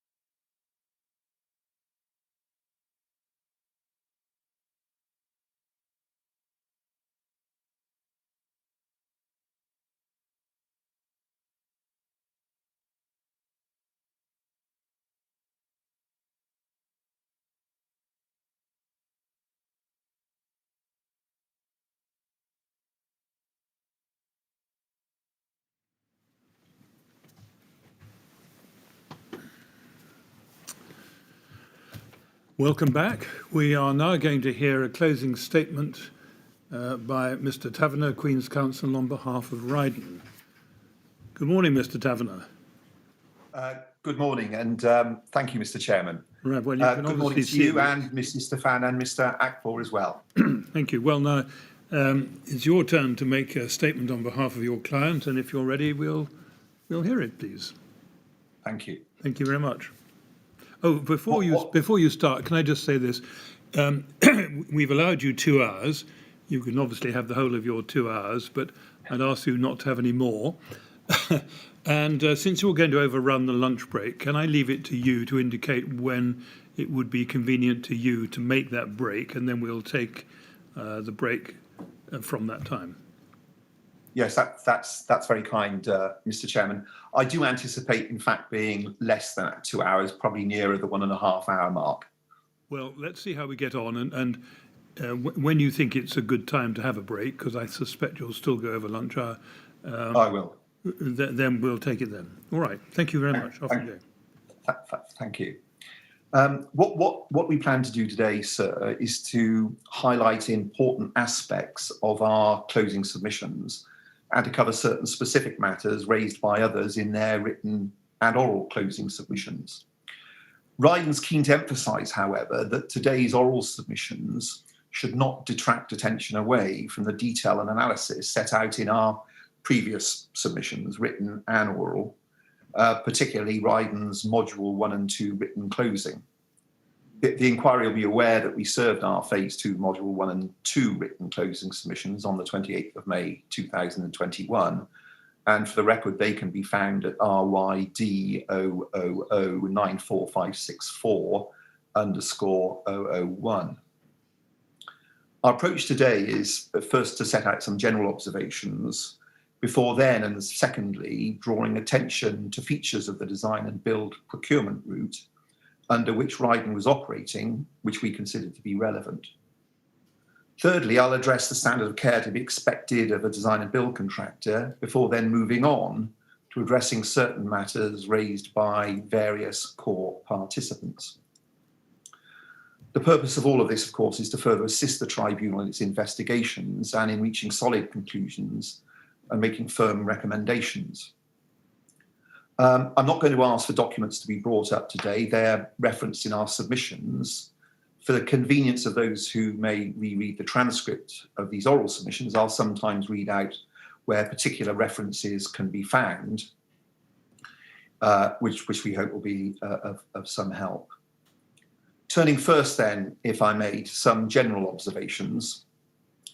The inquiry might well conclude that the last 40 years or so has witnessed progressive and systemic failures within all aspects of the UK construction industry concerning fire safety, and that fuelled by deregulation. Reference has already been made to the interim and final reports of Dame Judith Hackett. It's an inescapable fact, as her interim report dated December 2017 concluded, that the current regulatory system for ensuring fire safety in high-rise and complex buildings is not fit for purpose. She said, and I quote, "The current regulations and guidance are too complex and unclear. This can lead to confusion and misinterpretation in their application to high-rise and complex buildings." At paragraph 2.9 of our written closing submissions, we give some examples of the comments by the inquiry's experts as to the confusion and differing interpretations. The reasons for this state of affairs, which left Mr. Hyatt somewhat between disappointed and appalled, he said that at day 64, pages 107 and 108, are yet to be considered by the inquiry. The culpability of all those involved in the Grenfell Tower project cannot be investigated critically, we respectfully suggest, without the inquiry first having considered the unfitness for purpose of the regulations and guidelines and their scope for misinterpretation. Nor in our submission can the inquiry ignore the exploitation of that state of affairs by the manufacturers of products used in cladding systems and the assistance given to those manufacturers by the testing houses and the certifying bodies. A comprehensive and comprehensible statutory backdrop would have been, we suggest, a very different starting point when assessing the conduct of the professionals engaged on Grenfell to one which was not. Further, a cladding industry populated by manufacturers who were honest and open about their projects and their suitability for specific uses, as opposed to ones intent on misleading the industry for market share and profit, would have painted a very different landscape against which to judge the decisions made by those involved in the project. Rydon's not going to rehearse the inadequacies of the regulatory regime or the conduct of Arconic, Celotex and Kingspan, or the behaviour of the BRE and the BBA. This is covered in written submissions submitted by Rydon and many of the other core participants. Rydon considers Arconic and its conduct at sections 3 and 4 of its closing submissions. 2 points, however, are worth emphasising in light of Arconic's submissions yesterday. The first is that Arconic's involvement with the Grenfell Tower project started as early as October 2012, when Arconic's Miss French met Studio E's Mr. Soons and CEP's Mr. Blades. See in that regard where we set that out at 3.46 of our closing submissions. The second is made at paragraph 3.96 of our closing. Arconic repeatedly acknowledged in its contemporaneous internal communications the dangers of using PE, ACM in high-rise residential buildings without any qualifications or reservations that it may be okay to use it if used with combinations of other materials. And a good example of this is now the well-rehearsed Mr. Wurler's email of the 29th of June 2015, where he said PE is dangerous on facades and dangerous in capitals. We refer to this email at paragraph 3.100 of our closing submissions, and in the following paragraphs reference the fact that it was only a week or so later that Arconic acknowledged a further order for PE for Grenfell Tower with a smiley face. As to Celotex, please see sections 5 and 6 of our closing submissions.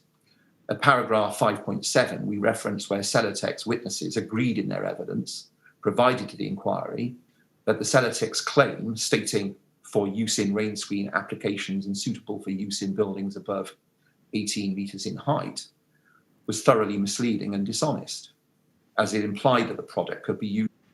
Suffice it to say for present purposes that Rydon invites the inquiry to find that the main driving cause of the tragedy was inadequately drafted regulations and guidance, and the cynical and cavalier approach to the serious risks posed by their products of the manufacturers of ACM and cladding insulation.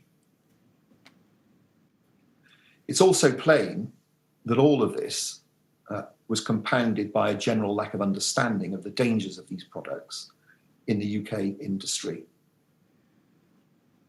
That these particular factors were the root cause of what happened to Grenfell is evidenced by the fact that same or similar inappropriate materials have been installed in hundreds of other buildings in the UK and indeed worldwide.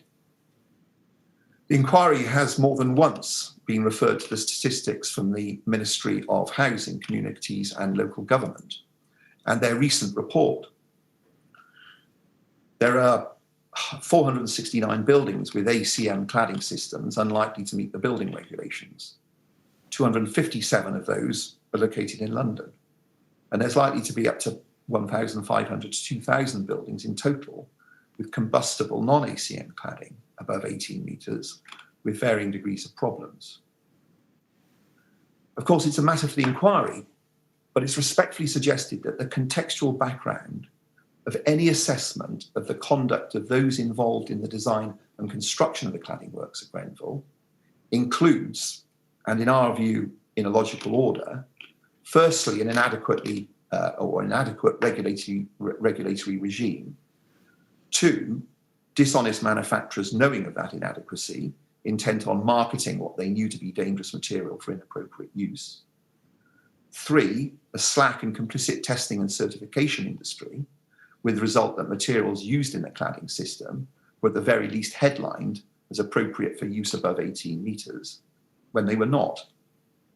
And 4, poor professional education and dissemination to the right people of reliable information alerting them to the dangers of the use of these products, resulting in an alarming widespread ignorance.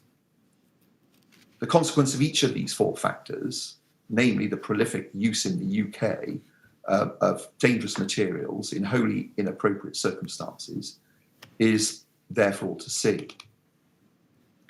In the wider context of its findings related to those factors above, that it is respectfully suggested that the inquiry should then turn to those particular firms involved in the Grenfell Tower project in order to assess which ones nonetheless ought, in the circumstances of their engagements, to have known that these materials should not be used as they were. A proper assessment, we say, can only be framed by considering those firms' professional qualifications and standings and the tasks they took on as set out in their respective contracts. It's self-evident that different branches of the construction industry might be expected to have different degrees of expertise and knowledge. As I'll seek to develop later on in these submissions, design and build contracting companies in general cannot be expected to know what architects, engineers, or relevant to Grenfell, specialist cladding subcontractors know. Turning, if I may, to my second topic, that is the design and build model. The inquiry will know that design and build is a term describing a procurement route in which the main contractor takes on a legal responsibility for the design and construction of works. Its more traditional counterpart is where the employer engages from start to finish, architect, engineer, and other specialists to design, and the contractor simply takes on legal liability for building to that design. If there is then a problem with the building, and depending on the terms of the agreement, the theory is that if a design and build contract has been used, the employer does not have to decide whether it is a design problem, and if so, which designers are at fault, or on the other hand, whether it's a construction problem for which the contractor would be to blame. He simply goes to the design and build contractor who takes on a legal responsibility for the lot. The model used at Grenfell is in common use, so common that there are standard terms and conditions prepared by bodies such as the Joint Contracts Tribunal, the JCT. We have already referenced Rydon's contract with TMO and the incorporation of the JCT standard terms and conditions as amended into Rydon's contract. See in that regard our Module 1 opening. Reference for that is RYD 000094360, page 9 and page 17. Artilia at paragraph 14.2 of its submissions, that's ART 409458_0006, referenced the design and build model, citing an explanation in Construction Law and Practice 2016, a publication published through Sweet and Maxwell. The inquiry will forgive me for repeating it. Design and build means the employer will retain a contractor to carry out both the design and the construction works. The contractor will in turn retain the specialist designer, such as the architect and structural engineer, and will also retain subcontractors in the normal way. The contractor's obligation in relation to design may be to complete the works of design already begun by the employer's own professional team, or it may be to carry out the whole of the design. Often design professionals are transferred from the employer to the contractor, and in that circumstance, the contractor will normally take responsibility for the work of the design team, whether carried out before or after the transfer. All this comes from section 3 of the Building and Civil Engineering Procurement Strategy section, paragraph 3.1. There are many variations on the design and build theme, but the Sweet and Maxwell extract describes the operation of many commonly used design and build contracts. The employer engages designers to develop the design to specification stage to allow the employer control of the design to the degree he wants. He may invite tenders for proprietary products or simply set a performance requirement. Those designers are often then taken on by contractors to complete design that are already been developed and inspect the work to ensure compliance with that design. The transfer of the design team by the client to the contractor happens after much of the design has already been carried out by the architect working for the client. the contractor, so to speak, inherits that design and agrees to take on a legal liability for it. That being the case, it's in his own interest for the contractor to satisfy himself one way or another that the design achieves what the contract requires it to achieve. If an architect is taken on by the design and build contractor, then it's invariably the case that it remains the architect's contractual responsibility to take care to ensure the safety and compliance of the design and any subsequent changes to that design. This is a continual obligation on the architect. It continues from the commencement of his involvement with the employer to the completion of the design works under his engagement with the contractor. Self-evidently, the moment the architects, or indeed any other specialist designers, are taken on under a contract by the contractor, if they consider there might possibly be anything wrong with the design or the specification of products, they have a duty and a self-interest to say so. This is a product of the terms of their engagement with the employer and subsequently the contractor. And none of this is unusual. It all follows common standard industry practice. Rydon retains not just Studio E, but other professionals, structural engineers and mechanical and electrical engineers to design and coordinate design, including the verification of the suitability of materials, all in an entirely unexceptional and normal way. Rydon also engaged subcontractors. It was in no way unusual or exceptional to engage a specialist cladding subcontractor such as Harley, and as Rydon did, making Harley responsible for ensuring that the cladding work was safe and complied with the building regulations. That this is a specialist skill is recognised by both Mr. Hyatt and Mr. Saluka, experts to the inquiry. Can I just turn to warranties for a moment? Of interest, we submit, is that an employer, when an employer who is engaged a design and build contractor, he frequently insists on reserving himself the right to take a warranty from the designers and specialist contractors to whom those tasks are subcontracted by the design and build contract, backed by suitable insurance.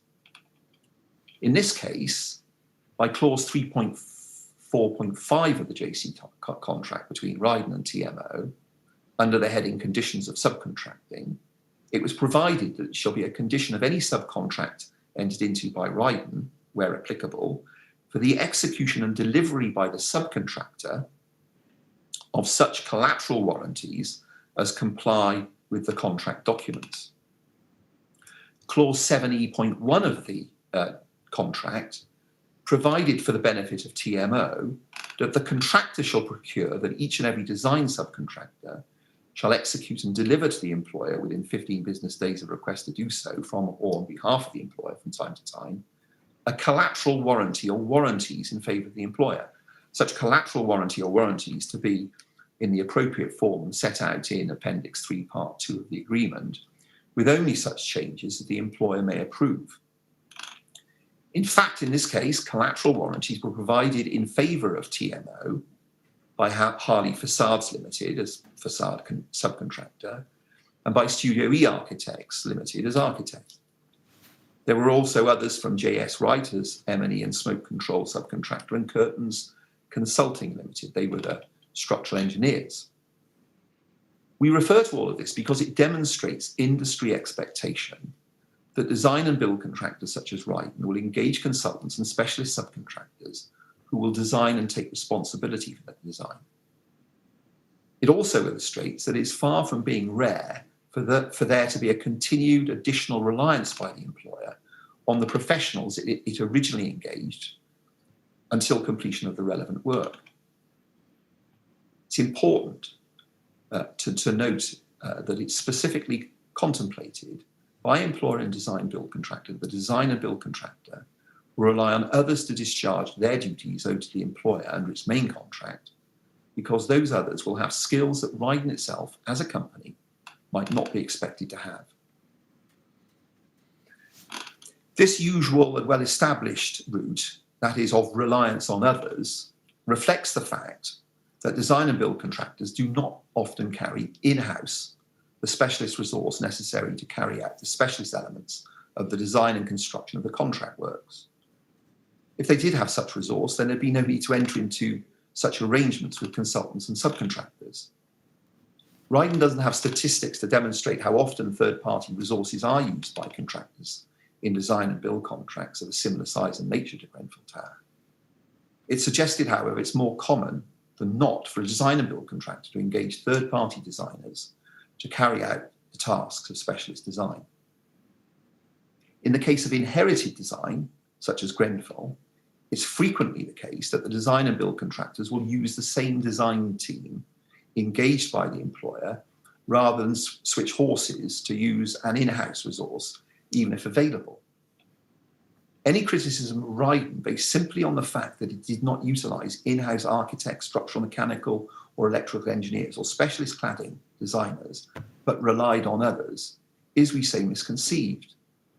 It appears, however, to underpin at least many of the submissions and observations of course participants, including Arconic, Celotex and Exover in their closing submissions. We do say it's not but passing for Rydon to emphasise to the inquiry that it was operating within a traditional design and build model and doing nothing out of the ordinary when it passed on tasks to specialists with skills that Rydon has never professed to have. Rydon never professed to have the specialist knowledge to understand complex statutory guidance. It did not profess to have the specialist knowledge to read all product literature relating to all of the many products used on the project, and in the event did not have the skills to see through the misleading product marketing of Arconics, Celotex, Kingspan or Siderise.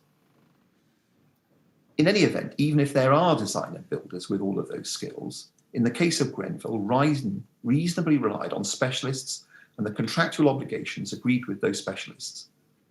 They were the ones who agreed to ensure to Rydon that there would be compliance of these products with the building and systems with the building regulations.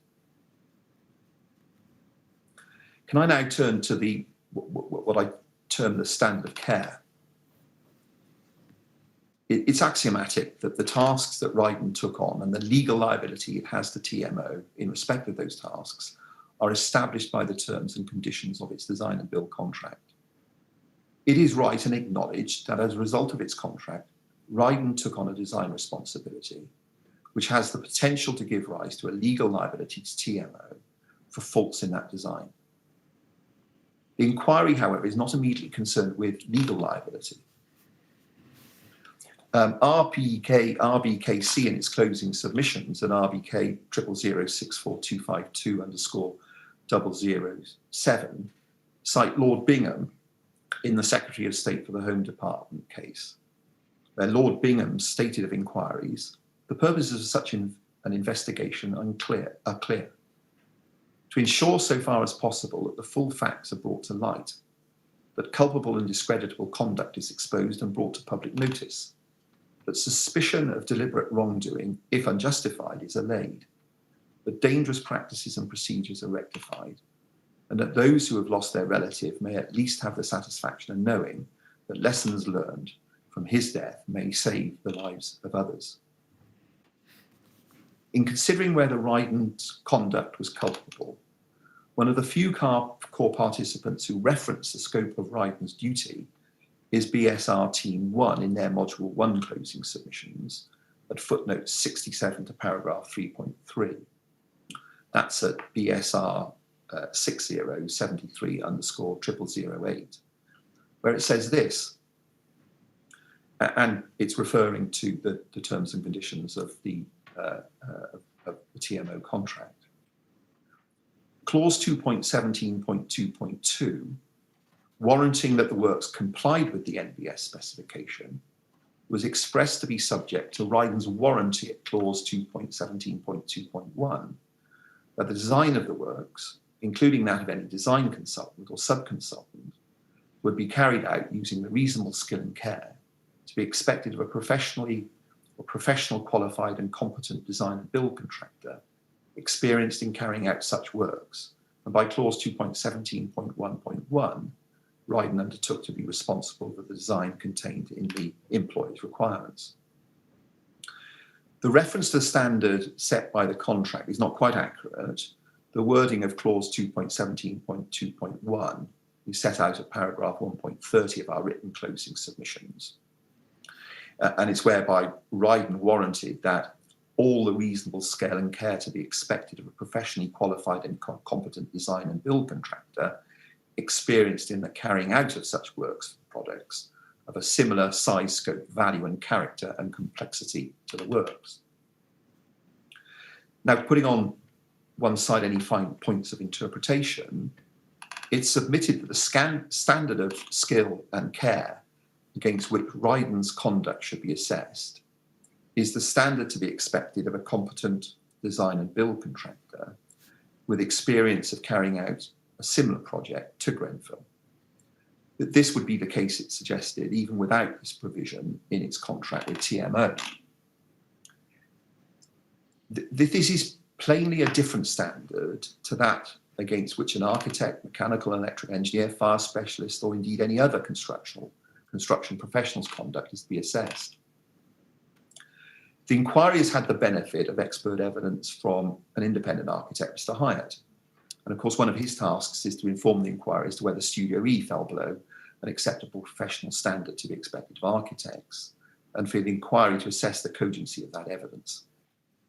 He's not sufficiently experienced or qualified to opine on the general conduct of design and build contractors in projects of similar size and character to Grenfell. Mr. Sekula also has given evidence to the inquiry, and he gave evidence as the standard to be expected from a cladding contractor. Again, it's for the inquiry to assess his evidence as the specific criticisms he makes of Harley. The inquiry has also heard from Dr. Lane about the standards to be expected from a fire consultant and whether Exova, as she concludes, fell below that standard. And Beryl Menzies gave expert evidence about what the reasonably competent building control inspector would have understood and been aware. Now, turning to Rydon, their corporate background is set out at section 2B of its company statement, dated the 23rd of November 2018, which is at RYD 000944236. There's no doubt that Rydon had experience in similar sized projects, but Rydon is not and never held itself out to anyone as being a qualified architect, specialist cladding contractor, fire consultant, or anything of the like. And the inquiry is asked to have in mind, to have that squarely in mind, when considering the validity and veracity of specific criticisms aimed at Rydon.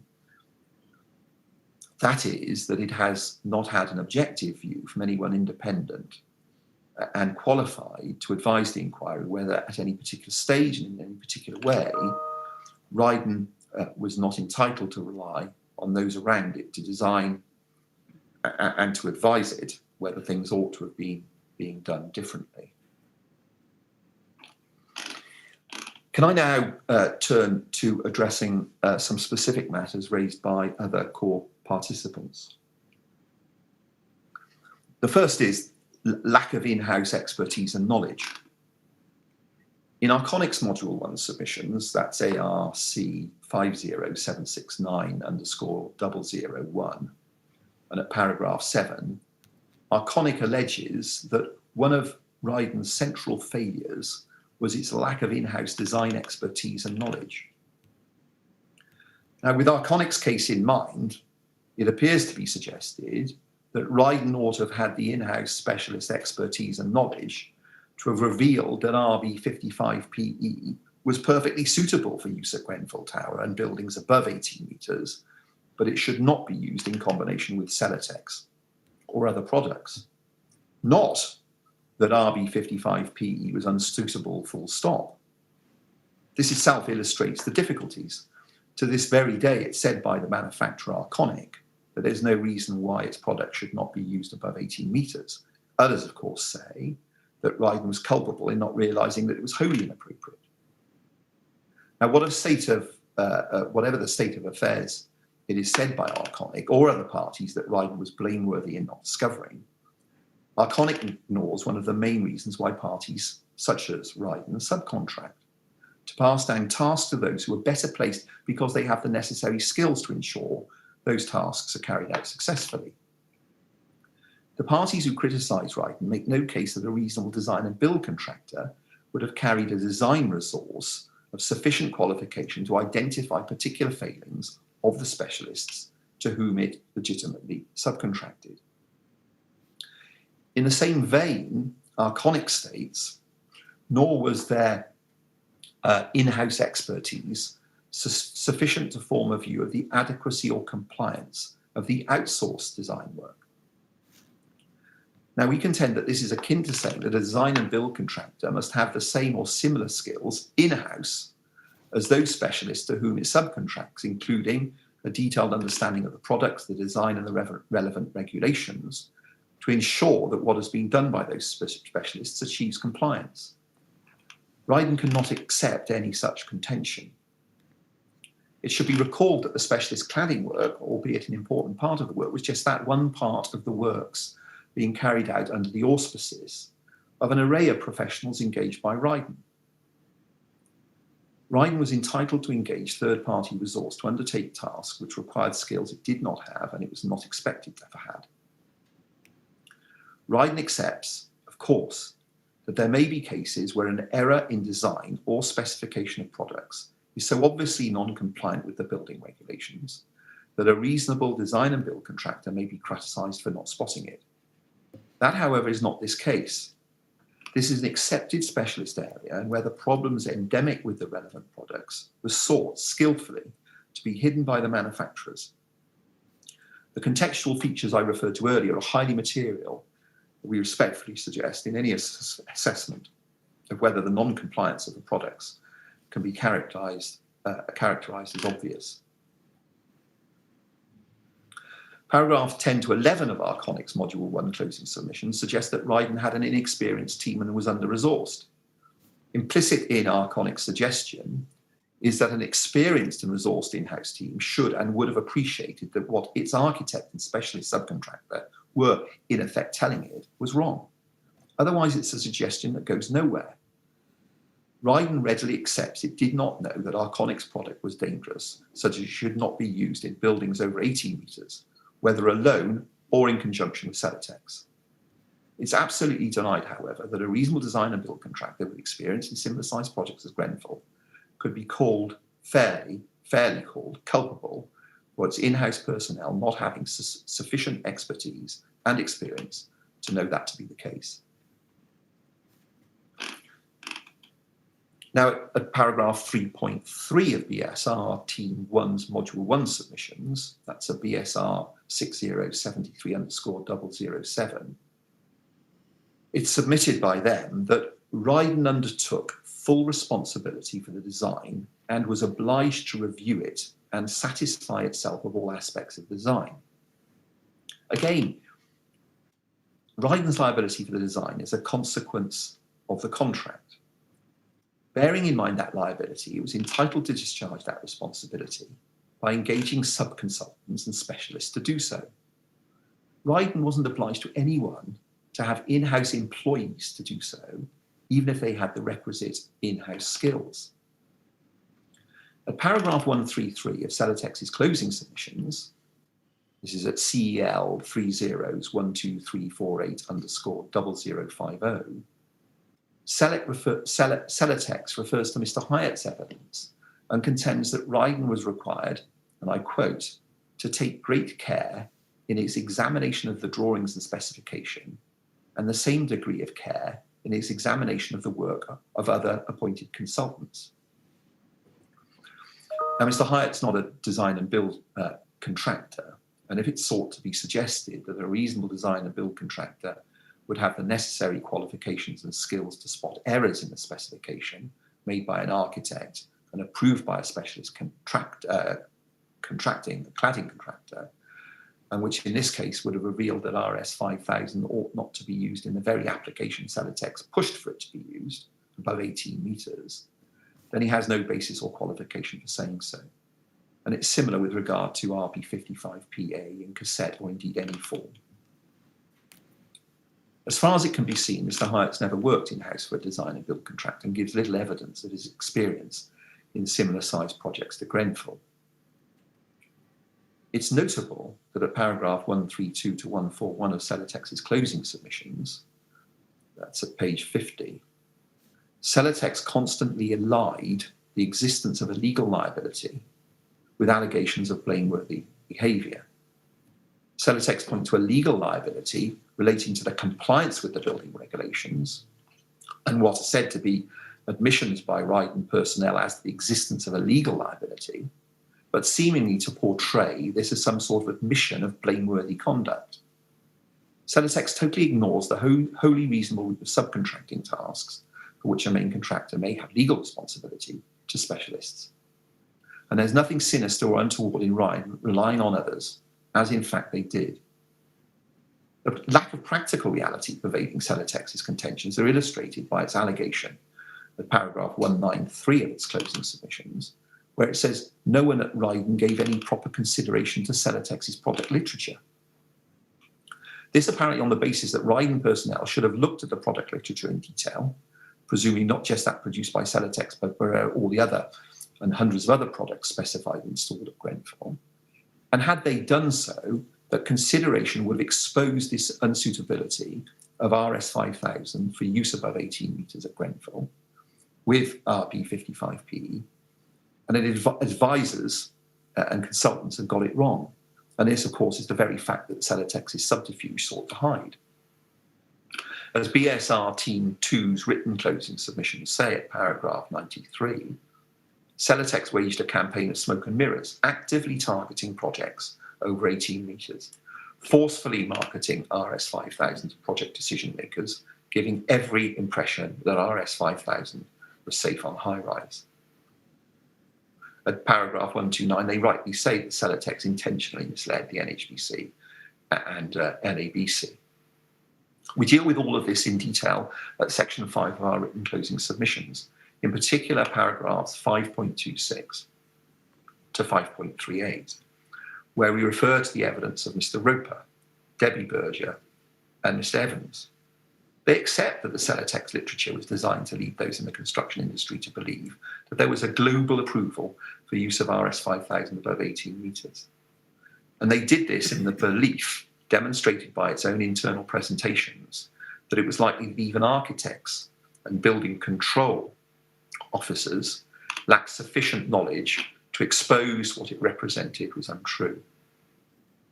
It was disappointing to hear Celotex's counsel criticise what Mr. Lawrence did. He did, in fact, look at Celotex's data sheet and read it in exactly the way in which Celotex wanted him to read it, and indeed better qualified persons than him to read it.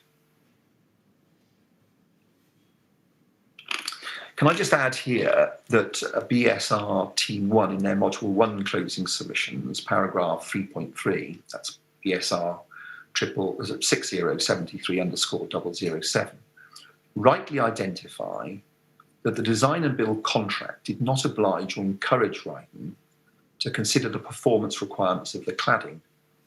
Instead, the proprietary NBS specification directed Rydon to use that specified subject to permitted substitution. That is so, and Mr. Hyatt confirmed that a design and build contractor was entitled to proceed on the basis that materials or products specified in the NBS were compliant.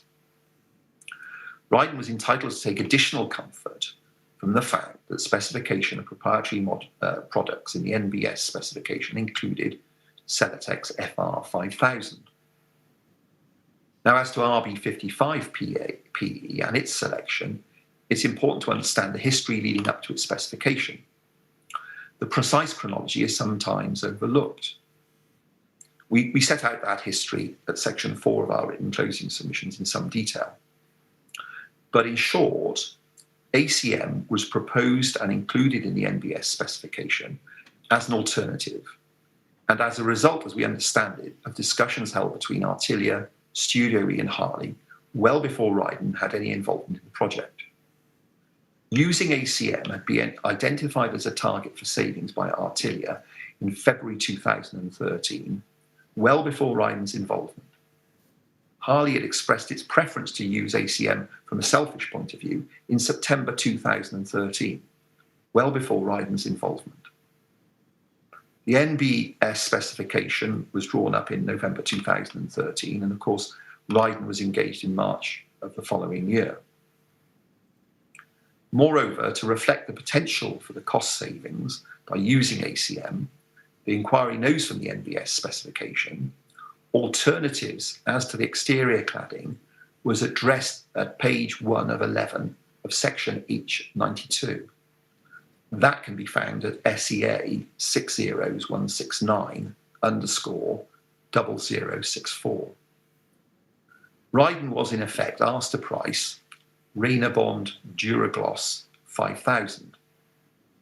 Arconic's standard ACM was RB55PE, albeit that it came in different colours and could be installed in riveted or cassette forms. In short, ACM was already on the menu in anticipation of lowering the value of the project. It was not something originating from Rydon. I'll return to the criticism of Rydon's cost savings as a result of the change in due course. Turning now, if I may, to the knowledge of regulations. BSR Team 2 in their Module 1 closing submissions at paragraph 6, page 2, reference counsel for the inquiry's questions to Mr. Lawrence, in which he identified Rydon's contractual obligation, approved document B, and Mr. Lawrence's acceptance that Rydon did not have, and I quote, an approved document B bod in Rydon. Now, if it suggested that Rydon should have had an in-house employed ADB specialist within Rydon, then we can't agree. Rydon was entitled to assume across the board that those that engaged to design ensure all aspects of the design complied with the building regulations, had the requisite knowledge of the regulations, and approved documents. At paragraph 8 of BSR Team 2's Module 1 closing submissions, they draw attention to Rydon's acknowledgement of a contractual responsibility or a legal liability. Then they identify the roles of Studio E and Harley before characterising the contracting to them of those roles as, and again I quote, shifting responsibility in pejorative terms. In reality, however, Rydon, in delegating responsibility, was operating in an orthodox manner and following standard industry practice. Exover in its closing submissions, this is at EX 502124, paragraphs 4.3 to 4.5, say that even if Rydon relied entirely on subcontractors to achieve the fulfilment of its obligations, as a minimum, that required it to manage the project in such a way as to, one, understand the baseline which the employer's requirements represented, and two, identify and allocate for gaps which remained. There's no basis for this. It was not, as we say, at paragraph 62 of our Module 1 opening, for design and build contractors to proceed on the basis that the professional teams to date, including the fire consultants, were incompetent, had not done their jobs properly, or the professional team and specialist subcontractors it engaged were not able to fulfill its contractual functions. If there were gaps, whatever that means, then Rydon filled those gaps by engaging professionals to complete the design to the contractually required standard. Those professionals, if unknown to Rydon, if they were unable in-house to do what they had contractually promised to do, they'd be expected to engage those who would, at the very least, who could, or even advise Rydon that additional specialist input was needed. Rydon was entitled to proceed on the basis that any gaps would be filled by its professional team or pointed out clearly by that professional team. Now, moving, if I may, to the selection of Studio E and Harley.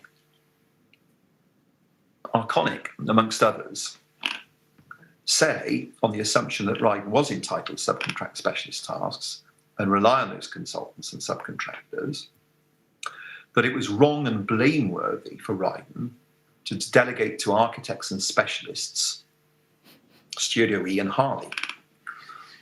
Arconic says Rydon failed to undertake any due diligence as to the expertise of Studio E and Harley and their suitability for the Grenfell project. They say that in their Module 1 written closing submissions at paragraph 16. And Celotex make similar allegations. They say Rydon nevertheless had no adequate processes to satisfy itself as to the competence of its subcontractors or to supervise their work. It took no steps to ensure that Studio E was competent or adequately resourced. And it had no process for ensuring that Harley, one of its most important subcontractors, had adequate knowledge of regulatory requirements. They say that in their Module 1 submissions, their Module 1 and 2 submissions at paragraph 70. Neither Iconic or Celotex particularise what they say due diligence or whatever process they have in mind should have been carried out, or when and how these processes would have revealed that Rydon's reliance on Studio E or Harley was misplaced. Neither refer to any evidence in support of their contentions, for example, as to standard practice, and neither assert that Rydon was not acting as a reasonable design and build contractor. Now, can I consider Harley first?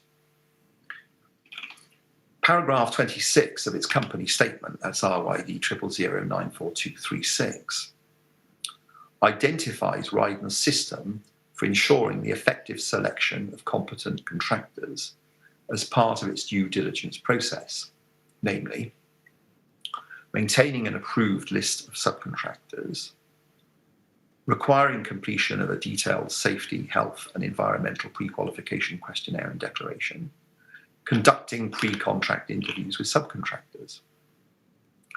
Rydon had regular contact with Harley and was able to monitor and assess its performance throughout the project for any observable failings. It was not in Rydon or indeed anyone else's interest that Harley continued if it was unable to fulfill its subcontract with Rydon. Incidentally, Harley was told in the pre-contract interview, included at section 4.2, this, and I quote, "Note, all drawings and specifications received by us, i.e. Rydon, will be commented on and approved in principle only. The subcontractor remains fully responsible for the design, including relevant compliances, design, and dimensional integration."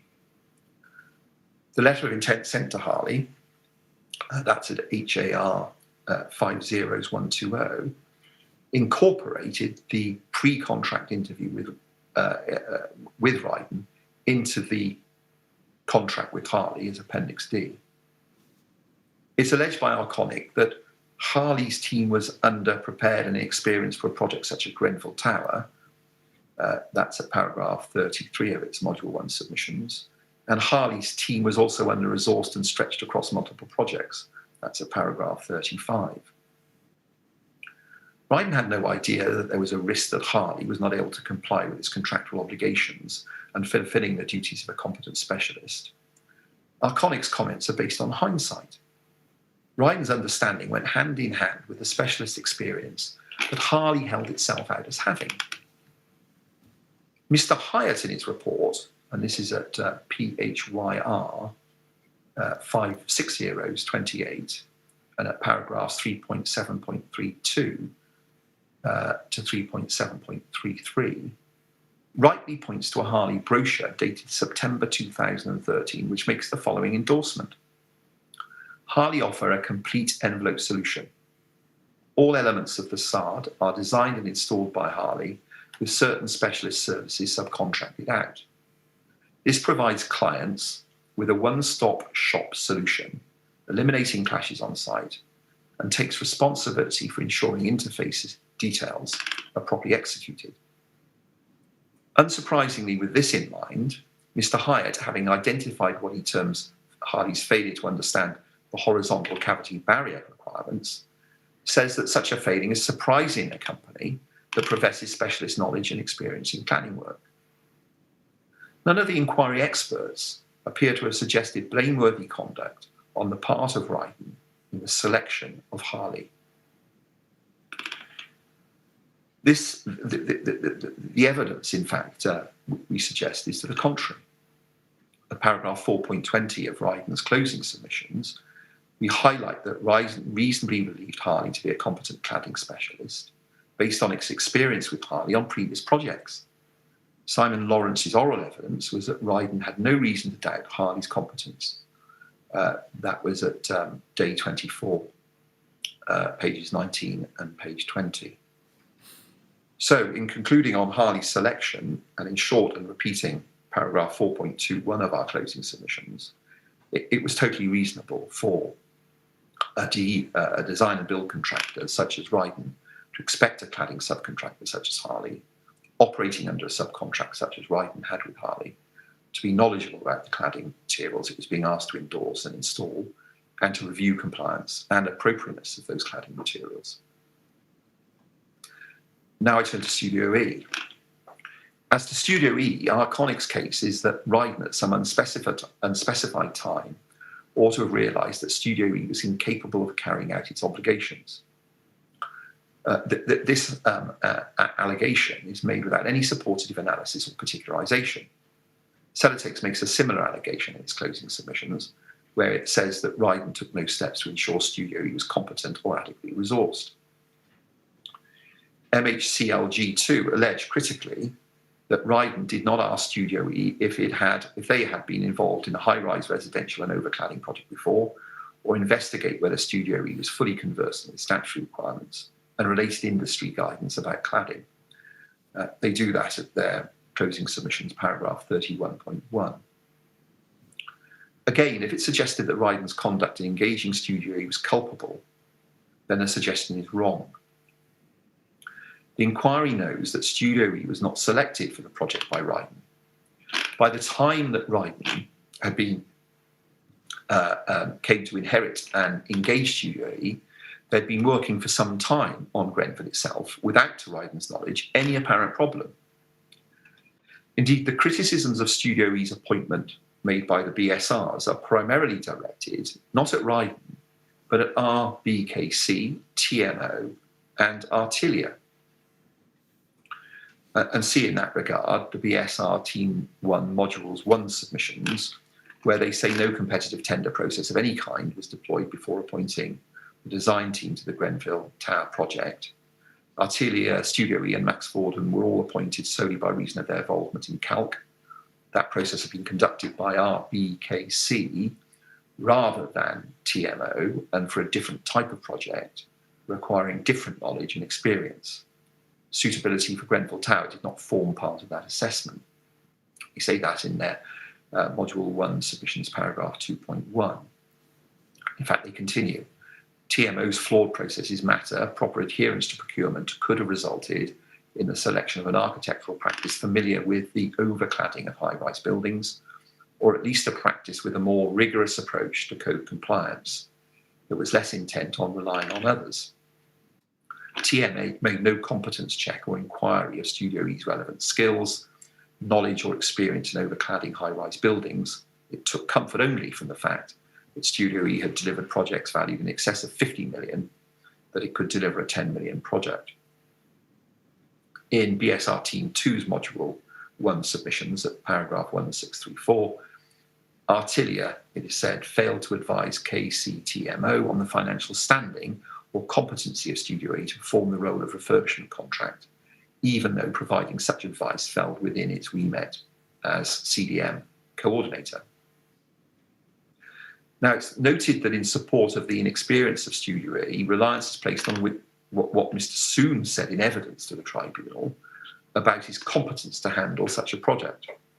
So, for example, BSR Team 1 Modules 1 submissions at paragraph 2.1 says, Mr. Soons, the project architect, had no experience of this type of project and intended to rely upon others, such as Max Fordham and the contractor, to carry out his work. Well, there are several points that arise out of this.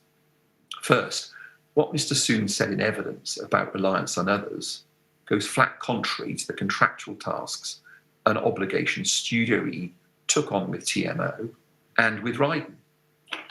Rydon paused here to remind the inquiry, as set out at paragraph 11.4 of its written closing submissions, that whilst the Rydon Studio E deed of appointment was executed towards the end of the project in February 2016, the retrospective effect of the deed did not fix Studio E with obligations which it had not always understood it would be responsible for.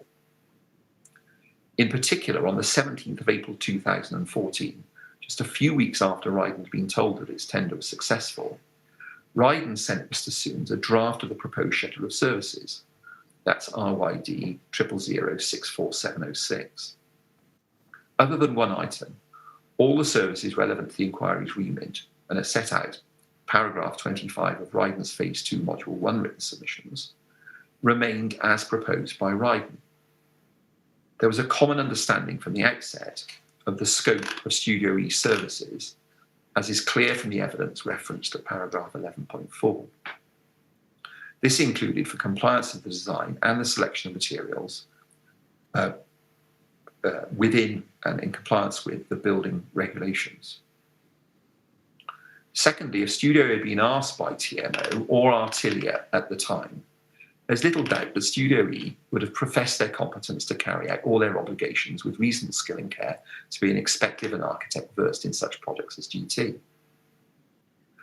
Thirdly, the inquiry might think that the suggestion in the evidence that Studio E did not understand the scope of its duties or was somehow unclear might be a perspective that Studio E now gives the true facts in order to explain its conduct, as opposed to something it really believed at the time. In any event, TMO and Artilia and Exova defend themselves against the charge that they ought not to engage Studio E. Artilia, in its closing submissions, paragraph 38, said that they had no reason to doubt the competence of Studio E. They were a competent designer, had proved themselves competent in terms of the CALC project, and we had no reason to doubt their competence. The meetings that we attended, the way that they presented the options on the cladding showed that they appeared to have quite a knowledge of what they were doing. Exova says Studio E was sufficiently experienced as a firm of architects that they should either already have been or have ensured that they became capable of designing and specifying the overall cladding package, including the materials, and the understanding the provisions of ADB on the subject. And they should certainly have been capable of identifying and coordinating any specific specialist input necessary for that purpose. They say that at paragraph 15.14 of their written closing submissions. TMO says Studio E had shown its competence as architects on the large-scale CALC project for RBKC, where they'd worked competently and efficiently. Witnesses from Studio E say they considered that despite not having worked specifically on an overcladding high-rise building, it was not unreasonable for them to take on a project such as Grenfell Tower refurbishment. That's at their Module 1 closing submissions, paragraph 96. Importantly, however, Artilia, Exova and TMO's position appears to have the support of Mr. Hyatt. Now, Mr. Hyatt set out in his report at PHYR 5027, paragraphs 2.56 to 2.5.14, a summary of Studio E's portfolio experience, and concludes, albeit with the caveat that Studio E ought to have recognised the need to carry out further research, etc., that they, Studio E, reasonably concluded that they had the skills to take on the Grenfell project. He says Studio E architects would appear to have been a very capable architectural practice. Delivering projects of this, of the size and complexity, evidence from the practice portfolio would have required considerable levels of architectural design and technical skill. That comes from the same report at paragraph 2.5.12. Mr. Hyatt said during oral evidence that despite agreeing that Studio E had no previous experience of high-rise residential overcladding projects or high-rise residential projects in general, that was at day 63 at page 82, he endorsed his written report where he considered a perfectly reasonable decision on the part of the directors of Studio E for them to conclude that they had the skill base needed to research such a project and acquire the knowledge necessary for the safe delivery of a project such as Grenfell Tower. Consequently, this is Mr. Hyatt speaking, I do not believe that their lack of experience in these areas, provided a reason for them to decline the commission. And he goes on, Studio E would rightly have considered themselves well able to undertake a project of this type, size and complexity of the Grenfell Tower refurbishment and overcladding, albeit I would expect they should have recognised that their then current levels of knowledge and skill would need to be expanded. Now, from his oral evidence, it appears that Mr. Hyatt is in no doubt that the standard of service he expected of Studio E could be achieved by them carrying out CPD or research alone, but that Studio E could also have brought on a consultant as additional resource. He said that on day 63, pages 82 to 83. With all this in mind, Rydon refers also to paragraphs 4.19 of its closing submissions. It's at page 31. And the evidence of Mr. Lawrence, where he said that Rydon was confident in Studio E's competence to ensure the compliance and appropriateness of the ACM product, due to the fact that Studio E had been working up the design of Grenfell Tower for 2 years to Studio E's prior involvement on the CALP project. That he said at day 22, page 132. Now, presumably built on views taken of Studio E's competence by Artilia and TMO, it's also notable that Rydon's design and build contract obliged Rydon to engage Studio E. And I refer in this regard to the employer's requirements contained in the Grenfell Tower contract, which can be found at TMO 01 000 7378, at page 84 and at page 87, where it says, 2 members of the client's design team, the architect and structural engineer, will be novated to the contractor to complete the design post-stage E. The tenderer is to contract the novated consultants, contact details, clause 165 and 170 below, to ascertain fee information to be included in tender and terms and conditions. The reference clause 165 state that the architect is Studio E.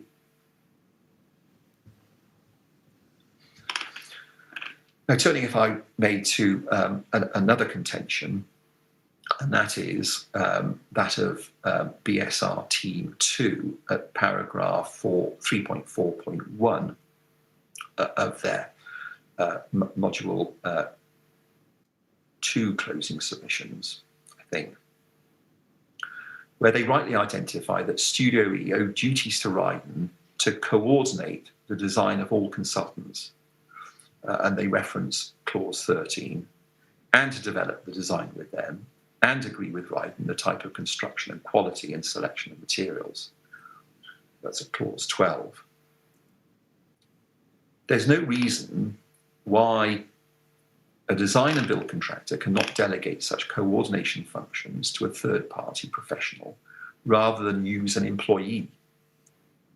There's no proper basis, we suggest, for the allegation and contention that any further oversight or coordination of the design at the level which could be fairly expected of a reasonable design and build contractor in the circumstances would have alerted Rydon to anything being wrong with the ultimate design and use of both RB55PE or Celotex. I turn now, if I may, to the apparent reliance by certain parties of particular facts, which it says imbue Rydon with specific knowledge, which is presumably said means that Rydon ought, after all, to have known or suspected the design and specification, which on the face of it, its professionals all appear to endorse, was dangerous and non-compliant. First, I turn to the knowledge of the PE core. Everyone knew, or should be expected to know, that PE stands for polyethylene. Arconic knew that to be the case, but were happy for it to be used above 18 litres. Celotex knew that to be the case, and was happy for its product to be used in conjunction with RB55P. The very specialists, Studio E and Harley, to whom the task of ensuring compliance had been delegated, could be expected to know that to be the case. CEP knew it to be the case. Building control would be expected to know that to be the case. The fact that RB55 had a PE core did not alert Rydon, nor ought to it have alerted Rydon in the circumstances, to the fact that the use of the ACM containing the PE core was or could be dangerous to occupants or in breach of the building regulations, or constitute a failure to follow guidance with or without it being used in conjunction with Celotex. This is evidenced by the prevalent use of PE products above 18 metres around the world. In addition, Rydon ought to be able to trust companies like Arconic and Celotex not knowingly to peddle dangerous products for use in products such as Grenfell Tower without explicit warning. Arconic specifically advised CEP and other fabricators that it would ensure that the right product was used in the right circumstances. The inquiry will recall the emails from Debbie French dated the 13th of May 2013, referenced at paragraph 3.66 of Rydon's written submissions, where Arconic said, regarding the supply of Rainabond in the UK, as you know, we supply both PE and FR core and control and understand what core is being used in all projects due to the controlled supply route we have. By only supplying Rainabond to a very small group of approved fabricators and working closely with them on all projects, we're able to follow what type of project is being designed, developed, and then offer the right Rainabond specification, including core. Now, that email was not sent just to CEP, but other fabricators, and it wasn't sent to Rydon. But it's the sort of approach one would expect from a reputable company.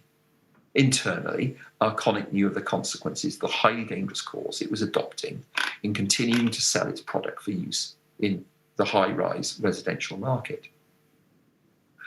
It's worth reiterating that Arconic itself expressly concluded that it should not be used in high-rise residential buildings, and that these internal expressed conclusions were not qualified by reference to it being safe to use if designers used it in conjunction with particular other materials or using particular build techniques. Arconic had a duty not to allow its unsafe product to be used in dangerous situations. Celotex knew that its product was to be used in conjunction with Rainabond ACM, not in its tested system, as set out at paragraphs 169 to 176 of Rydon's Module 2 opening. The end result is that Rydon, as a reasonable design and build contractor, cannot be expected to have been alerted to the dangers of RB55PE simply because PE stands for polyethylene and a general knowledge of what polyethylene is. Arconic alleges at paragraph 5 of its Module 1 closing submissions that there's clear evidence that CEP, Harley and Rydon knew that the core of ACM PE was combustible at a point well before the Grenfell fire. They go on and say, this is evidenced in the following reports which relate to the 17th of January 2012 fire at Taplow House on the Chalcott estate and which were circulated to Harley, Rydon and CEP. These reports illustrated the key components of the facade with standard Rainabond ACM panels and rock wool mineral wool insulation. Importantly, the Rydon team members who were part of the Chalcott Estate project team were also part of the Grenfell project team. These were Stephen Blake, Simon Lawrence and Simon O'Connor. Arconic goes on. Mr. Hughes's evidence was that in a fire scenario, the fixings would fail through heat as they did at Chalcott's. Blake's evidence was that while he wasn't aware that PE was combustible, he conceded that obviously plastic is combustible. Arconic's submissions are misleading. I'm not going to take the inquiry to the reports now, but invite the inquiry to consider them carefully. The two reports referred to by Arconic are initial report from fire damage, dated the 17th of January 2012, which can be found at HAR 000010169, and fire damage report from Abseal Survey, dated the 23rd of January 2012, and that can be found at CEP 503223. Now, there are no direct references in these reports that we can see to the cladding panels being combustible. The focus of the report's conclusions of the Abseal Survey was on the failure or the melting of the aluminium windows and no direct reference was made to the cladding panels being combustible. And the photos taken shown that the fire did not spread. The conclusions in the Abseal survey report go to the melting and failure of the aluminium windows and structural integrity of the facade. There are several references to aluminium having melted and burned, but these refer to the aluminium windows, not the rain screen cladding. For example, at page 15 of that report, it's apparent that temperatures well over 300 centigrades and at times over 600 degrees centigrade were reached at the inside face of the facade as aluminium melts at 660 degrees centigrade, and there's evidence in the flat that aluminium windows locally have melted. The Abseal survey report also contains photos of the burned edges of 2 cladding panels exposing the insulation behind.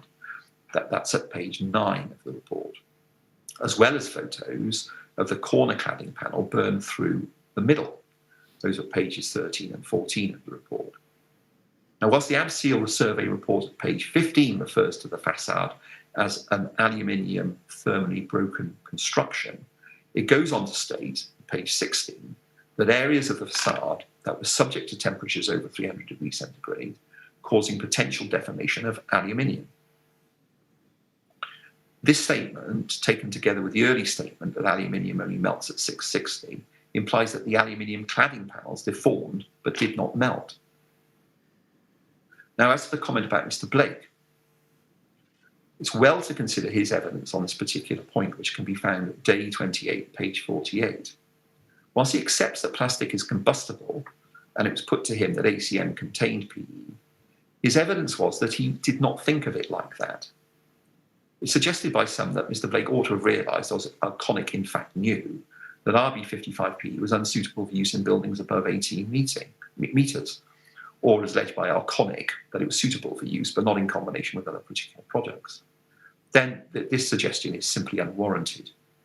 Arconic are imbuing Mr. Blake with the knowledge and experience that Arconic had that the product was dangerous and ought not to be used. Celotex makes similar comments on the back of the Chalcott's report. It says, Mr. O'Connor claimed to be unaware of the different types of ACM panels and the associated fire risks, despite having worked on the Chalcott's estate project. Similarly, Mr. Blake said he had no knowledge that ACM PE posed fire risks. Mr. Blake was unable to recall distributing a report into the Chalcott's estate fire that had been complied by Rydon, his evidence making clear that Rydon had no process in place to ensure the dissemination of such crucial information.